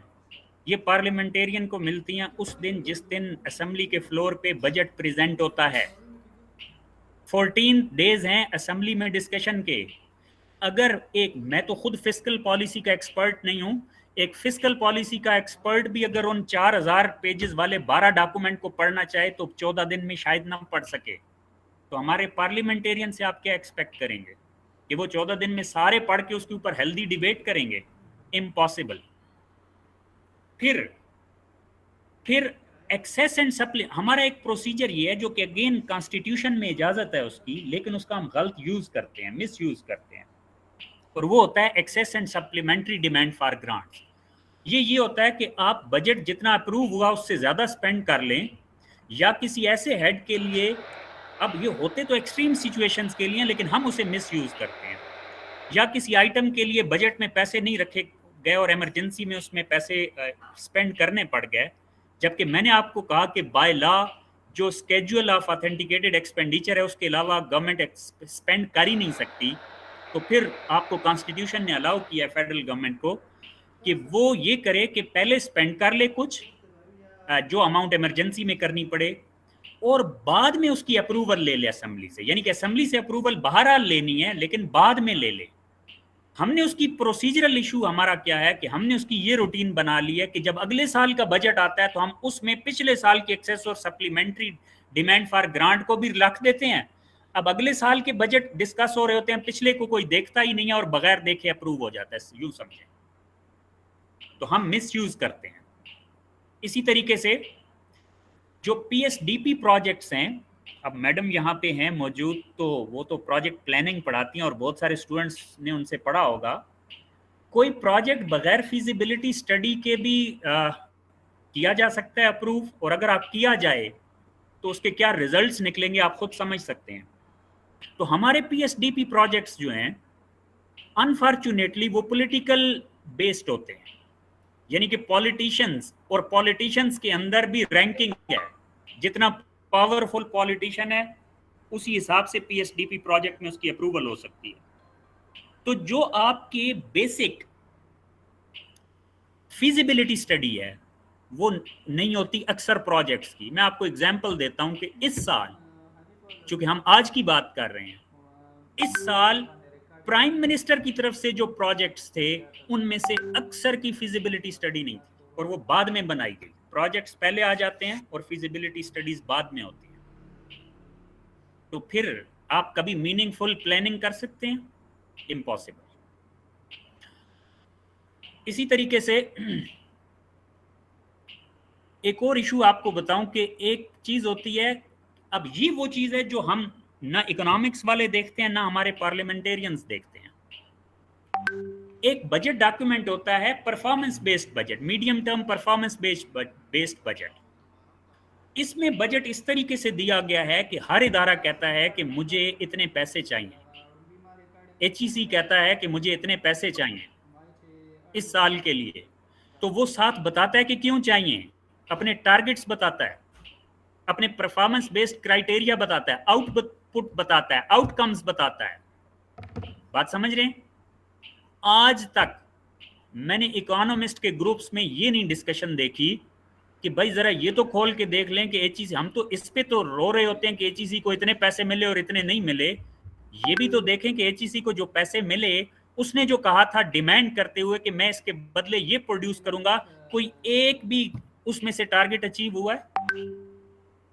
اگر جو ہے وہ آپ کی جو کوئی اور لے لیں, آپ کا جو ہے وہ ایجوکیشن سیکٹر کہتا ہے کہ مجھے اتنے پیسے دیں, اس کے بدلے میں یہ پروڈیوس کروں گا, یہ میری آؤٹ پٹ ہوگی, یہ میری آؤٹ کم ہوگی. یہ پرفارمنس بیسڈ بجٹ ہے, اس کو کوئی کھول کے بھی نہیں دیکھتا کہ بھائی دیکھ تو لیں کہ یہ جو بجٹ کے نمبرز پیسے ڈسکس کیے جا رہے ہیں, ان پیسوں کے پیچھے ریئل ٹارگٹس کیا ہیں, اور کبھی اگلے سال جا کے دیکھیں کہ پچھلے سال والے ٹارگٹس میں سے کوئی ٹارگٹ اچیو بھی ہوا ہے. تو یہ پارلیمنٹ کے فلور پہ بھی یہ ڈسکشن نہیں ہوتی, اور اکانومسٹ کے گروپس میں بھی یہ ڈسکشن نہیں ہوتی. پھر کریڈیبلٹی, اب وہ میں نے آپ کو شروع میں کہا تھا کہ بجٹ سگنلنگ ٹول ہوتا ہے, یہ گورنمنٹ کی پرائرٹیز بتاتا ہے لوگوں کو, عوام کو, اکانومسٹ کو, ٹیکنوکریٹس کو, پارلیمنٹیرینز کو, عوام کو, عوام کے نمائندوں کو. یہ بجٹ بتاتا ہے کہ گورنمنٹ کی کیا پرائرٹیز ہیں. اب اس میں امپورٹنٹ یہ ہوتا ہے کہ سگنل, کوئی پالیسی تب سگنل ہوتی, اس سے سگنل کریٹ ہوتا ہے جب وہ پالیسی کریڈیبل ہو, ٹرسٹ وردی ہو. آپ اپنا پچھلا کوئی سال کا بجٹ اٹھا لیں, ہر سال کے بجٹ ایسٹیمیٹ میں اور ریوائزڈ ایسٹیمیٹ میں اور پھر ایکچوئل ایکسپینڈیچر میں ایک گیپ آتا ہے. فار ایگزامپل, پچھلے سال کا جو بجٹ تھا وہ پچھلے سال جون میں ہم نے کہا تھا کہ ہمارے کرنٹ ایکسپینڈیچر 8.7 ٹریلین روپیز ہوں گے. جب پچھلا سال گزرا تو 30 جون سے پہلے جب ہم نے ریوائز ایسٹیمیٹس بنائے, ابھی ایکچوئل تو اس کے بھی بات آئیں گے, جب ریوائزڈ ایسٹیمیٹ ہم نے بنائے تو ہمیں پتہ چلا کہ یہ 10.5 ٹریلین روپیز ہیں. اس کا مطلب ہے لگ بھگ 2.25 ٹریلین روپیز کی اوور سپینڈنگ ہوئی ہے. اگر 2 ٹریلین کی اوور سپینڈنگ ہو سکتی ہے تو 8.7 کی کریڈیبلٹی کیا ہے میرے لیے؟ بات سمجھ رہے ہیں آپ؟ آگے جنرل پبلک سروس میں چلے جائیں, 25% کی اوور سپینڈنگ ہوئی ہے. اکنامک افیئرز میں چلے جائیں, 71% کی اوور سپینڈنگ ہوئی ہے. تو اگر کسی ہیڈ میں اوور سپینڈنگ ہو, کسی میں انڈر سپینڈنگ ہو, اب یہ 2 وجہ سے ہو سکتی ہے. یا تو آپ کی پروجیکشن کا میکنزم اتنا پور ہے کہ آپ پراپرلی فورکاسٹ ہی نہیں کر سکتے کہ اگلے سال میں میرے کتنے ایکسپینڈیچر ہوں گے, یا پھر یہ ہے کہ آپ نے جو پارلیمنٹ کے فلور پہ بجٹ اپروو کیا ہے, فیڈرل گورنمنٹ اس کو آنر ہی نہیں کرتی, اس پہ کمیٹی نہیں کرتی, اور स्पेंडिंग अपनी मर्जी से करती है क्योंकि अगले साल एक्सेस ग्रांट में वो जो है वो अप्रूवल ले लेगी। दोनों सूरतों में मेरे लिए बजट की क्रेडिबिलिटी नहीं रही। इसको कहते हैं पॉलिसी इशू, कि पॉलिसी इज नॉट क्रेडिबल। इसी तरीके से पॉलिसी इशू में और देखें, वो जो मैं पुअर फोरकास्ट की बात कर रहा हूं, ये बजट स्ट्रैटेजी पेपर में आप देख सकते हैं कि पिछले साल का जो हमारा इकोनॉमिक ग्रोथ का फोरकास्ट था वो 5% था, जब एक्चुअल में होता है तो वो 0.29% यानी कि 0.3% होता है। इसमें मैं मानता हूं कि फ्लड्स का भी एक बड़ा रोल है, लेकिन फ्लड्स के बावजूद भी ये ओवर फोरकास्टेड था। इन्फ्लेशन का हमारा फोरकास्ट 11.5% होता है और एक्चुअल में 29% होता है। अब ये हम मान सकते हैं कि 29% उस वक्त प्रोजेक्टेड नहीं था, क्योंकि इसमें भी फ्लड्स का रोल है, इसमें भी रशियन यूक्रेन वार का रोल है। लेकिन अगर ये नहीं था प्रोजेक्टेड 100%, तो चलें 20% तो हो सकता था शायद। FBR tax to GDP ratio 9.55% की प्रोजेक्टेड और एक्चुअल में रिवाइज्ड एस्टीमेट आता है 8.5। फिस्कल बैलेंस जो है वो -4.9 की प्रोजेक्शन है परसेंट ऑफ GDP, एक्चुअल में -7% हो जाता है। और प्राइमरी बैलेंस 0.2%, यानी कि ये सरप्लस हम प्रोजेक्ट करते हैं पिछले साल, और -0.5 यानी कि ये भी डेफिसिट हो जाता है। तो जितने पुअर फोरकास्ट होंगे इतनी ही पॉलिसी क्रेडिबल नहीं होगी। अब ये फोरकास्ट को कौन चैलेंज करेगा? आप इकोनॉमिस्ट। ये इकोनॉमिस्ट का काम है इन फोरकास्ट को चैलेंज करना। आप अपने मॉडल्स की बेस पे देखें, आप अपने मॉडल्स रन, आप अपना डेटा लें, अपने मॉडल्स रन करें और देखें आपका फोरकास्ट क्या कहता है। इसी तरीके से अब मैं आपको बताता हूं कि ये पुअर फोरकास्ट प्रॉब्लम कहां क्रिएट करता है। प्रॉब्लम ऐसे क्रिएट करता है कि लास्ट ईयर हमने इन्फ्लेशन का टारगेट रख दिया 11.5%, एक्चुअल में अब हम सोच रहे हैं कि ये तो 29-30% हो जाएगा और ऑलमोस्ट इतना हुआ है। अब इस 11.5% की बेस पे हमने पॉलिसी रेट जो कि स्टेट बैंक ने तय करना है, अब ये प्रोजेक्ट कौन कर रहा है? Ministry of finance.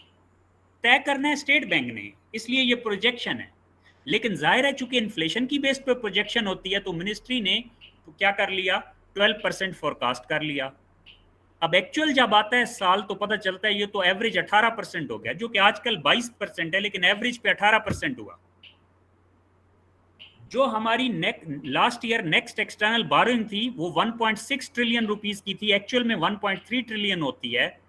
नतीजा ये होता है कि इस एक्सटर्नल का गैप भी डोमेस्टिक बोरोइंग से पूरा करते हैं, और जो इंटरेस्ट रेट बढ़ जाता है उसकी भी इंटरेस्ट पेमेंट एक्स्ट्रा हो जाती है। और रिजल्ट ये निकलता है कि बजट एस्टीमेट में हमने 3.9 ट्रिलियन रखा था इंटरेस्ट के लिए, एक्चुअल में जाके होता है 5.5 ट्रिलियन।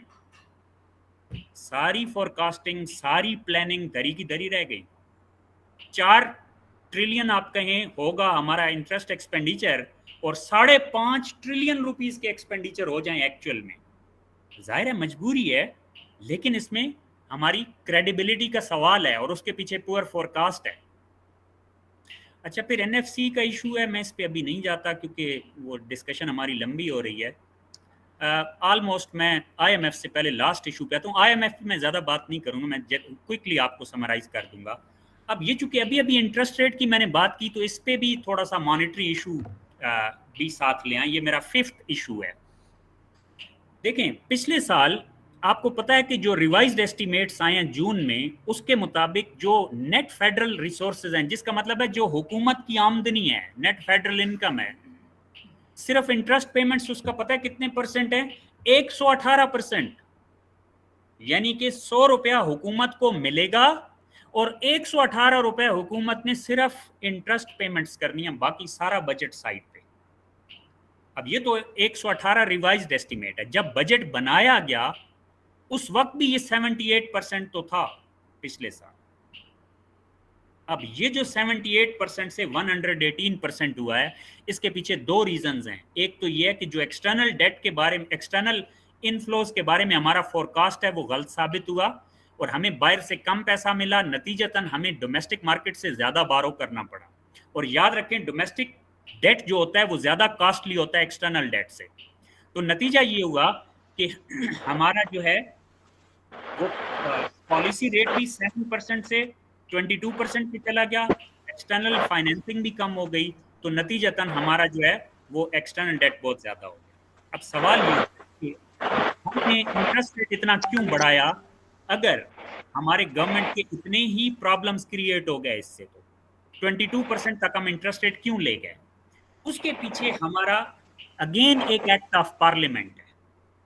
देखिए, according to State Bank of Pakistan Act 1956, which was amended in January 2022, उसके मुताबिक जो अब आपका प्राइमरी ऑब्जेक्टिव है वो प्राइस स्टेबिलिटी है, यानी कि इन्फ्लेशन का कंट्रोल, ग्रोथ नहीं है, डेवलपमेंट नहीं है, इनकम डिस्ट्रीब्यूशन नहीं है, फाइनेंशियल स्टेबिलिटी नहीं है, इंटरेस्ट रेट स्टेबिलिटी भी नहीं है।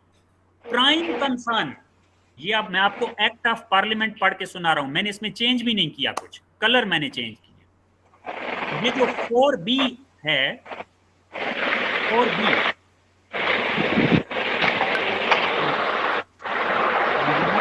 प्लीज आप अपना म्यूट कर लें।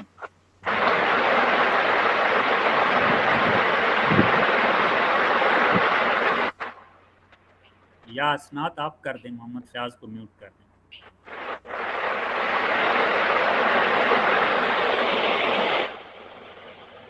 बहुत ज्यादा शोर हो रहा है। तो अब जब आपका प्राइम ऑब्जेक्टिव प्राइस स्टेबिलिटी हो और फिर सेंट्रल बैंक का इंस्ट्रूमेंट जो है वो इंटरेस्ट रेट हो, तो जैसे जैसे इन्फ्लेशन बढ़ता जाएगा सेंट्रल बैंक इंटरेस्ट रेट बढ़ाता जाएगा।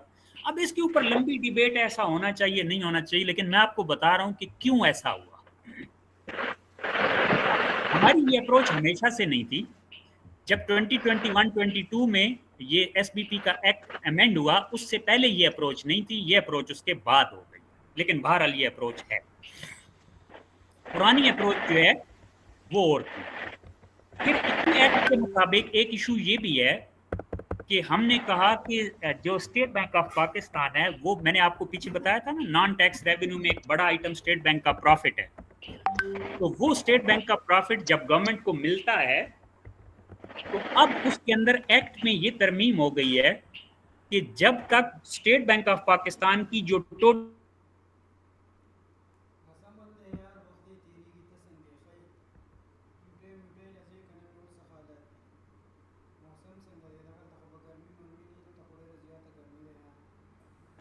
अब एक तरफ समझें कि हमारा जो इंटरेस्ट पेमेंट्स हैं वो बढ़ गई, और दूसरी तरफ जो उन इंटरेस्ट पेमेंट्स ज्यादा होने की वजह से स्टेट बैंक का प्रॉफिट ज्यादा होना था, उसमें से 20% कट लग जाना, और फिर उसके ऊपर एक और सोने पे सुहागा ये कि हमारे जो अपने गवर्नमेंट के अकाउंट्स हैं वो भी तो बैंक्स के अंदर होते हैं। मसलन यूनिवर्सिटी ऑफ पेशावर का भी तो यूबीएल में या नेशनल बैंक में या हबीब बैंक में अकाउंट होगा, तो हर सरकारी इदारे का कहीं ना कहीं अकाउंट होता है, और उसके अंदर हुकूमत के पैसे हैं।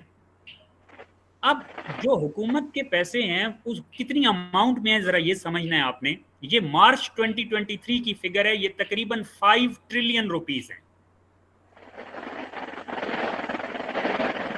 और उसमें से कोई 1.1 ट्रिलियन जो है ये स्टेट बैंक के पास है और रिमेनिंग कमर्शियल बैंक्स के पास है।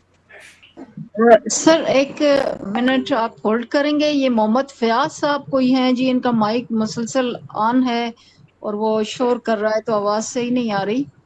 प्लीज तमाम स्टूडेंट्स से मेरी रिक्वेस्ट है कि प्लीज अपना माइक ऑफ करें, और अगर जिसके पास कंट्रोल है उनको चाहिए कि उनको वो कर दें, म्यूट कर दें। Thank you sir, thank you.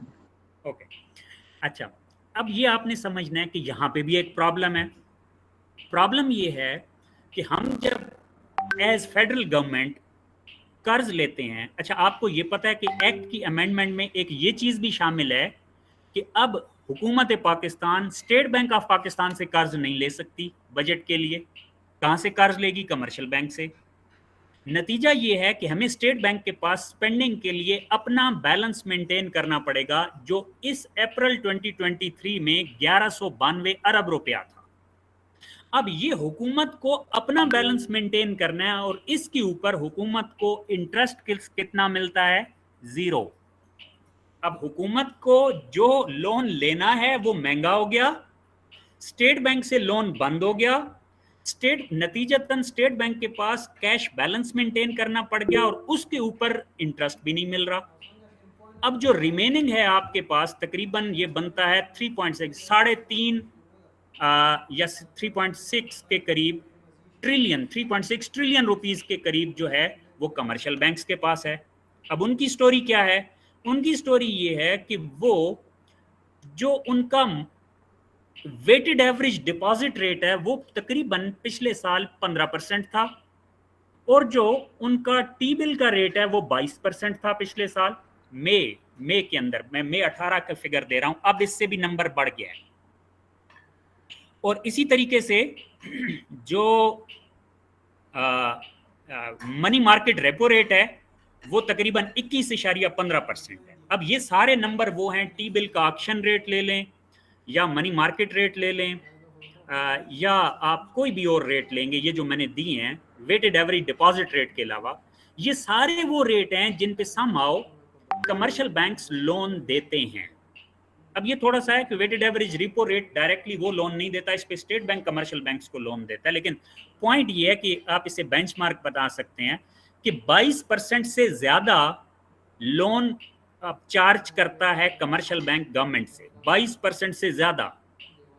और जो पे करता है गवर्नमेंट के डिपॉजिट पे, चूंकि सारे डिपॉजिट्स पे 15% है एवरेज रिटर्न, तो अगर हम अस्यूम कर लें कि गवर्नमेंट को भी यही पे करता है, तो तकरीबन 3.6 ट्रिलियन रुपीस की ऐसी अमाउंट है जिसके ऊपर गवर्नमेंट को मिलता 15% है।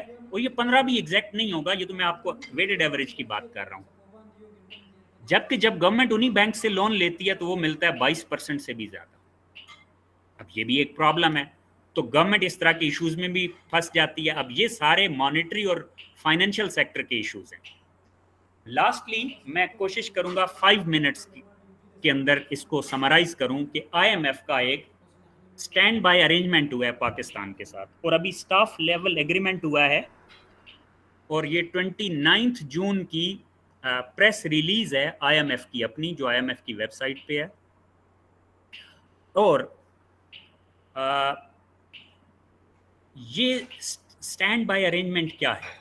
पहले बात तो ये समझ लें कि stand by arrangement short term arrangement को कहते हैं।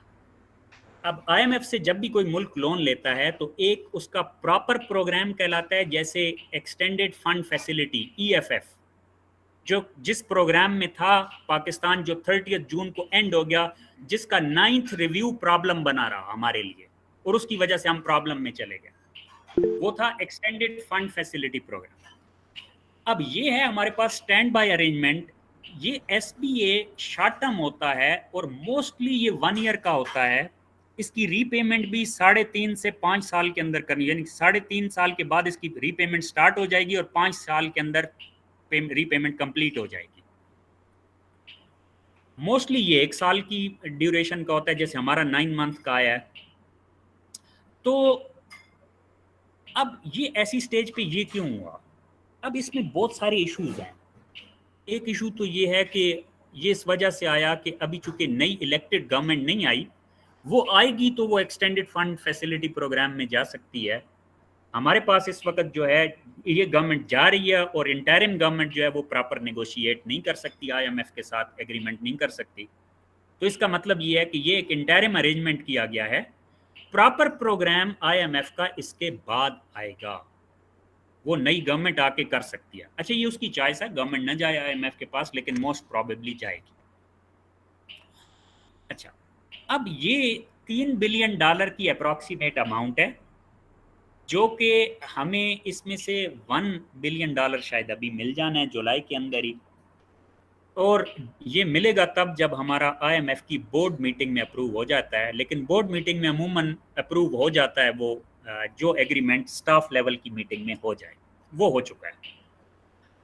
इशू ये है कि हम इससे कोई प्लस माइनस देखें। एक तो मैंने आपको बता दिया ये इंटरिम अरेंजमेंट है, आगे चल के जो है हमें शायद दोबारा करना पड़े उसके साथ। अब हमें कुछ इसके प्रोज एंड कॉन्स देखने चाहिए, कुछ इससे रिलेटेड इश्यूज डिस्कस करने चाहिए। तो क्विकली, हमारी कौम बड़ी डिवाइडेड है इस इशू पे। आधे लोग खुशियां मना रहे हैं कि हमने बहुत बड़ा काम कर लिया है, हमारा मुल्क बच गया है, आधे लोग कह रहे हैं ये हम फिर फंस गए हैं। अनफॉर्चुनेटली हम कभी भी इश्यूज के ऊपर प्रोफेशनल और टेक्निकल डिबेट नहीं करते। हमारी इकोनॉमिक इशू की भी डिबेट पॉलिटिक्स की नज़र हो जाती है, और पॉलिटिक्स इशू नहीं है, पार्टीजन पॉलिटिक्स इशू है कि एक पार्टी की गवर्नमेंट में एक चीज़ हो तो हम उसको और तरह से देखते हैं, और दूसरी पार्टी की गवर्नमेंट में हो तो और तरह से देखते हैं। देखिए, पहली बात तो ये ज़हन में रखें, आपके ऊपर लोन बड़ा है $3 बिलियन का, आपने कमिट कर लिया है, ये तो प्रॉब्लम है। फायदा ये हो सकता है इसका कि जब भी कोई मुल्क बैलेंस ऑफ पेमेंट के क्राइसिस में हो तो इस तरह के लोन लेने पड़ते हैं, अदरवाइज आपकी करेंसी के ऊपर स्पेकुलेटिव अटैक्स होते रहेंगे। और आप देख भी सकते हैं कि उसका हमें फ़ायदा हो गया कि आपकी स्टॉक मार्केट में थोड़ी बेहतरी आ गई, आपका डॉलर नीचे आ गया, आपकी करेंसी थोड़ी उसमें स्टेबिलिटी नज़र आ रही है। फर्दर आगे चलें तो जो फ्रेंडली कंट्रीज से आपको पैसे आने थे वो IMF के प्रोग्राम का वेट कर रहे थे, तो अब आपको फ्रेंडली कंट्रीज से भी पैसे मिलना शुरू हो जाएंगे, तो आपके बैलेंस ऑफ पेमेंट का प्रॉब्लम सॉल्व हो जाएगा। आपको कितने पैसे एक्सपेक्टेड हैं मिलने, वो आपकी डिटेल बजट डॉक्यूमेंट्स में लिखी हुई है। बाय द वे आपको ये भी बताता चलूं कि गवर्नमेंट ने $2.5 बिलियन की अमाउंट बजट डॉक्यूमेंट में लिखी हुई है, तो इसका मतलब है उसकी तवक्को से ज़्यादा मिला। अब ये भी कई प्रोग्राम्स में मैंने सुना कि गवर्नमेंट बहुत ज़्यादा मांग रही थी और उसको मिले इतने। गवर्नमेंट के अपने बजट डॉक्यूमेंट में $2.5 बिलियन आ रहा है IMF का लोन, जबकि हमारा एग्रीमेंट हो गया 3 बिलियन है। इसका मतलब है गवर्नमेंट की एक्सपेक्टेशन से ज़्यादा मिले।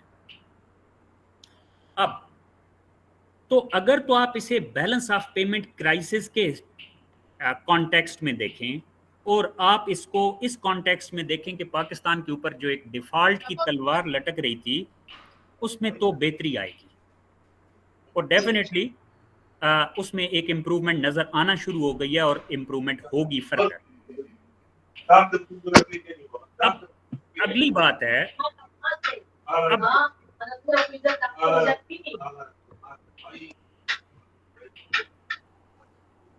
अब जो इसमें दूसरा पॉइंट है,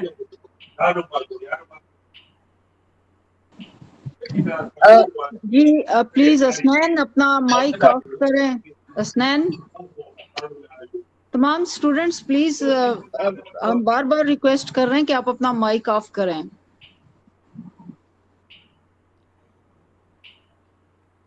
थैंक यू जी। अच्छा, तो बात ये है कि कोई चीज़ 100% गलत नहीं होती, कोई परसेंट 100% सही नहीं होती।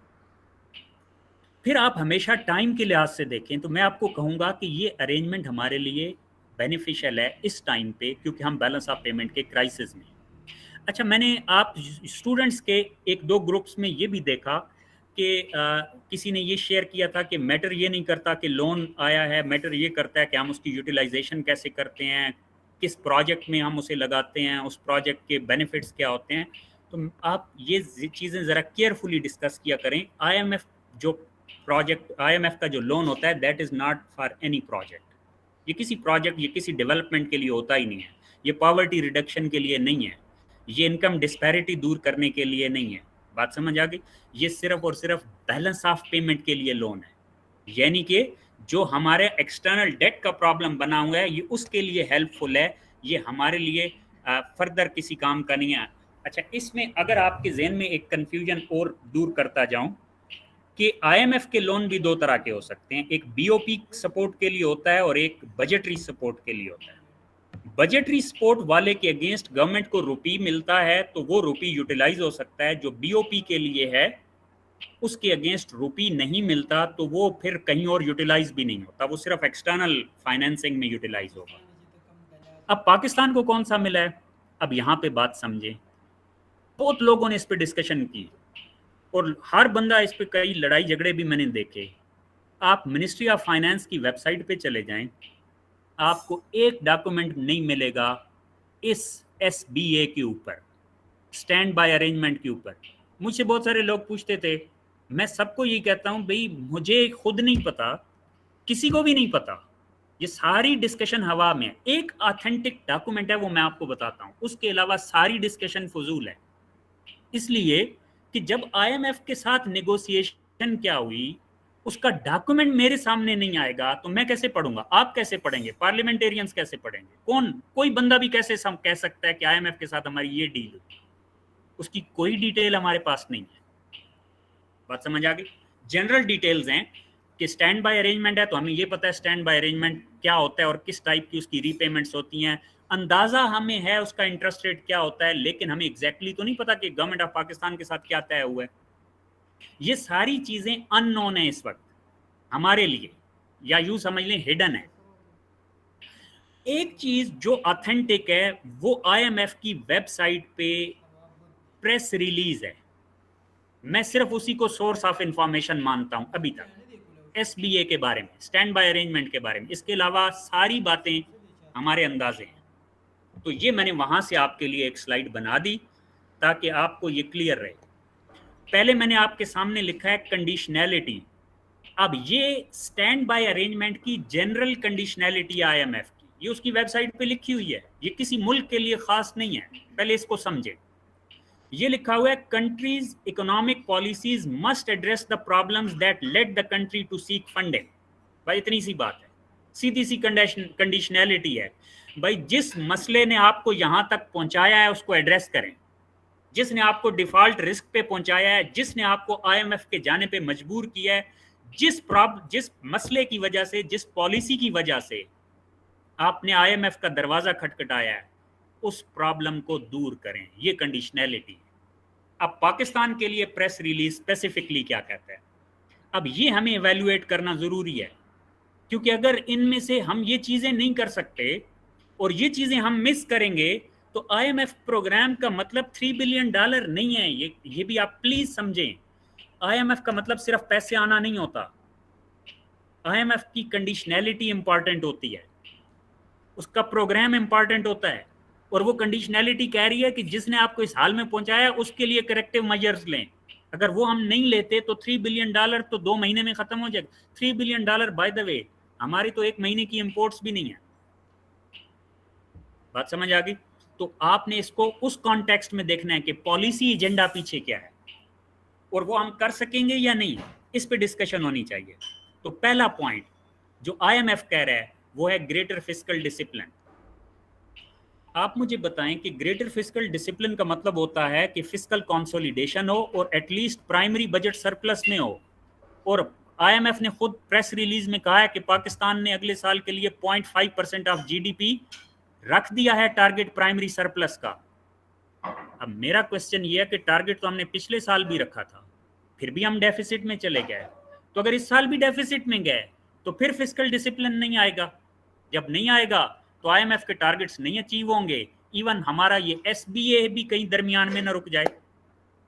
یا دوسری بات یہ ہے کہ پھر اس کی بیس پہ ہم آگے جب ایکچوئل پروگرام نیگوشیٹ کرنے جائیں گے تو پھر ہماری کریڈیبلٹی کیا ہوگی. دوسری بات، مارکیٹ ڈیٹرمنڈ ایکسچینج ریٹ ہونا چاہیے. سوال یہ ہے کہ کیا ہم ایز اے نیشن اور ایز اے پالیسی میکر اس کو ایکسیپٹ کرتے ہیں؟ ہمارے وہ لوگ جو آئی ایم ایف کے ساتھ پروگرام نیگوشیٹ کر رہے ہوتے ہیں ان کا بھی مائنڈ سیٹ یہ ہوتا ہے کہ ایکسچینج ریٹ کنٹرول ہونا چاہیے، اور نیگوسیشن یہ چل رہی ہے کہ مارکیٹ ڈیٹرمنڈ ایکسچینج ریٹ ہونا چاہیے.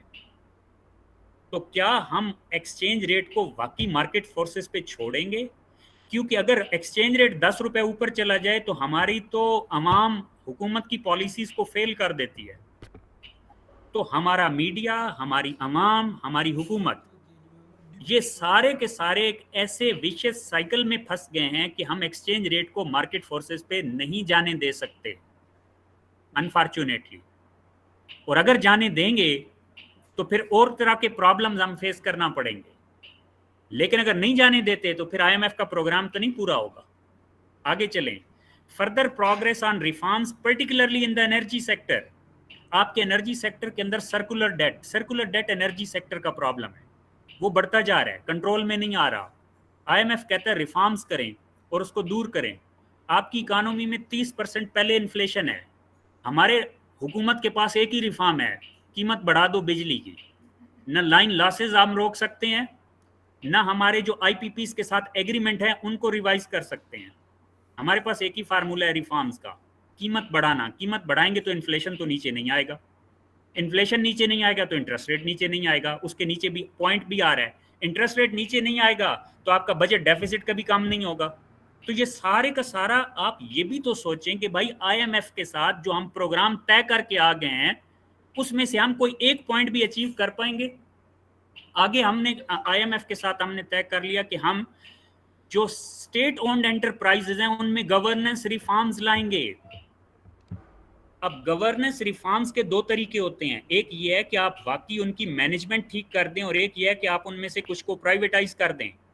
प्राइवेटाइजेशन प्रोसीड आ रही है 15 अरब रुपया आपके बजट डॉक्यूमेंट में, इसका मतलब है गवर्नमेंट का किसी चीज को प्राइवेटाइज करने का इरादा नहीं है, बजट डॉक्यूमेंट बता रहा है। तो कौन से SOE गवर्नेंस रिफॉर्म्स हम कर लेंगे IMF के साथ और कैसे IMF का प्रोग्राम पूरा करेंगे? आगे चलें। Strengthening the public investment management framework, कि आप अपना जो पब्लिक इन्वेस्टमेंट मैनेजमेंट फ्रेमवर्क है वो सही करें। मैंने पहले ही आपको बता दिया कि हमारे बहुत सारे PSDP प्रोग्राम इस साल भी उसके बगैर आए हैं, इवन फिजिबिलिटी स्टडी के भी बगैर आए हैं। ये तो पब्लिक इन्वेस्टमेंट हो रही है ना। विड्रॉ इंपोर्ट रिस्ट्रिक्शंस, अब इंपोर्ट रिस्ट्रिक्शन अगर आप विड्रॉ कर लें अच्छी बात है, ये IMF की साथ आपने प्रोग्राम तय कर लिया है, लेकिन अगर आप ये करेंगे तो आपका करंट अकाउंट डेफिसिट वापस किधर जाएगा? और अगर करंट अकाउंट डेफिसिट ज़्यादा हो गया तो फिर आप दोबारा से एक्सटर्नल डेट डिफॉल्ट पे आ जाएंगे, क्योंकि जितना आपका करंट अकाउंट डेफिसिट होता है उतना आपको एक्सटर्नल डेट रेज करना पड़ता है। आखिरी, SBP to remain proactive to reduce inflation, इसका क्या मतलब है कि आपकी जितनी इन्फ्लेशन बढ़ेगा, जो कि ऊपर वाले पॉइंट्स की वजह से डेफिनेटली बढ़ेगा, तो जितना इन्फ्लेशन रेट हाई रहेगा SBP को कहा है कि आप प्रोएक्टिव रहें, और SBP का इंस्ट्रूमेंट है इंटरेस्ट रेट, इसका मतलब है इंटरेस्ट रेट बहुत ज़्यादा कट होने की उम्मीद ना रखें।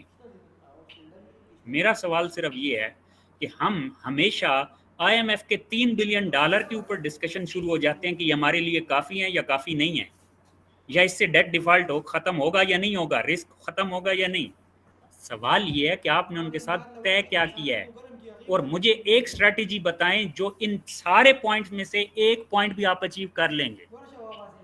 और अगर अचीव करेंगे तो इकोनॉमी की ग्रोथ रुक जाएगी, और अगर अचीव नहीं करेंगे तो आपकी क्रेडिबिलिटी खत्म हो जाएगी। तो ये डायलेमा में फंसे हुए हैं हम, इसके ऊपर डिस्कशन करें, इसके ऊपर सजेशन चाहिए हुकूमत को कि हम क्या करें। हुकूमत तो मजबूर थी, वो जाके एग्रीमेंट करके आ गई, तो हर एग्रीमेंट हर पॉइंट हमें ऐसा नजर आ रहा है। अब ये नहीं है कि हम कह रहे हैं कि IMF के साथ हम फंस गए हैं, ये नहीं, ये सारे चीजें हो जाएं तो ये तो अच्छी बात है, लेकिन अगर आप स्ट्रक्चरल रिफॉर्म्स, फंडामेंटल इश्यूज को नहीं एड्रेस करेंगे और फिर इन टारगेट्स को अचीव करेंगे तो फिर मजबूरी है कि बिजली महंगी करके अचीव करना पड़ेगा, इंटरेस्ट रेट बढ़ा के अचीव करना पड़ेगा। अगर इस तरीके से अचीव करना है तो आपकी इकोनॉमी जो पहले ही बहुत ज़्यादा सफोकेट कर दी आपने, इस साल और ज़्यादा करेंगे, और ग्रोथ जो कि पिछले साल 0.3% हुई है और इस साल 3.5 का टारगेट है, इस साल फिर 3.5 का टारगेट नहीं अचीव होने वाला अगर हम IMF के ये कंडीशंस पूरी करते हैं। और अगर ये नहीं पूरी करते तो फिर हमारी क्रेडिबिलिटी नहीं रहती। ये अब आपने सोचना है कि हम इनमें से किस चीज़ को कैसे कर सकते हैं। Thank you.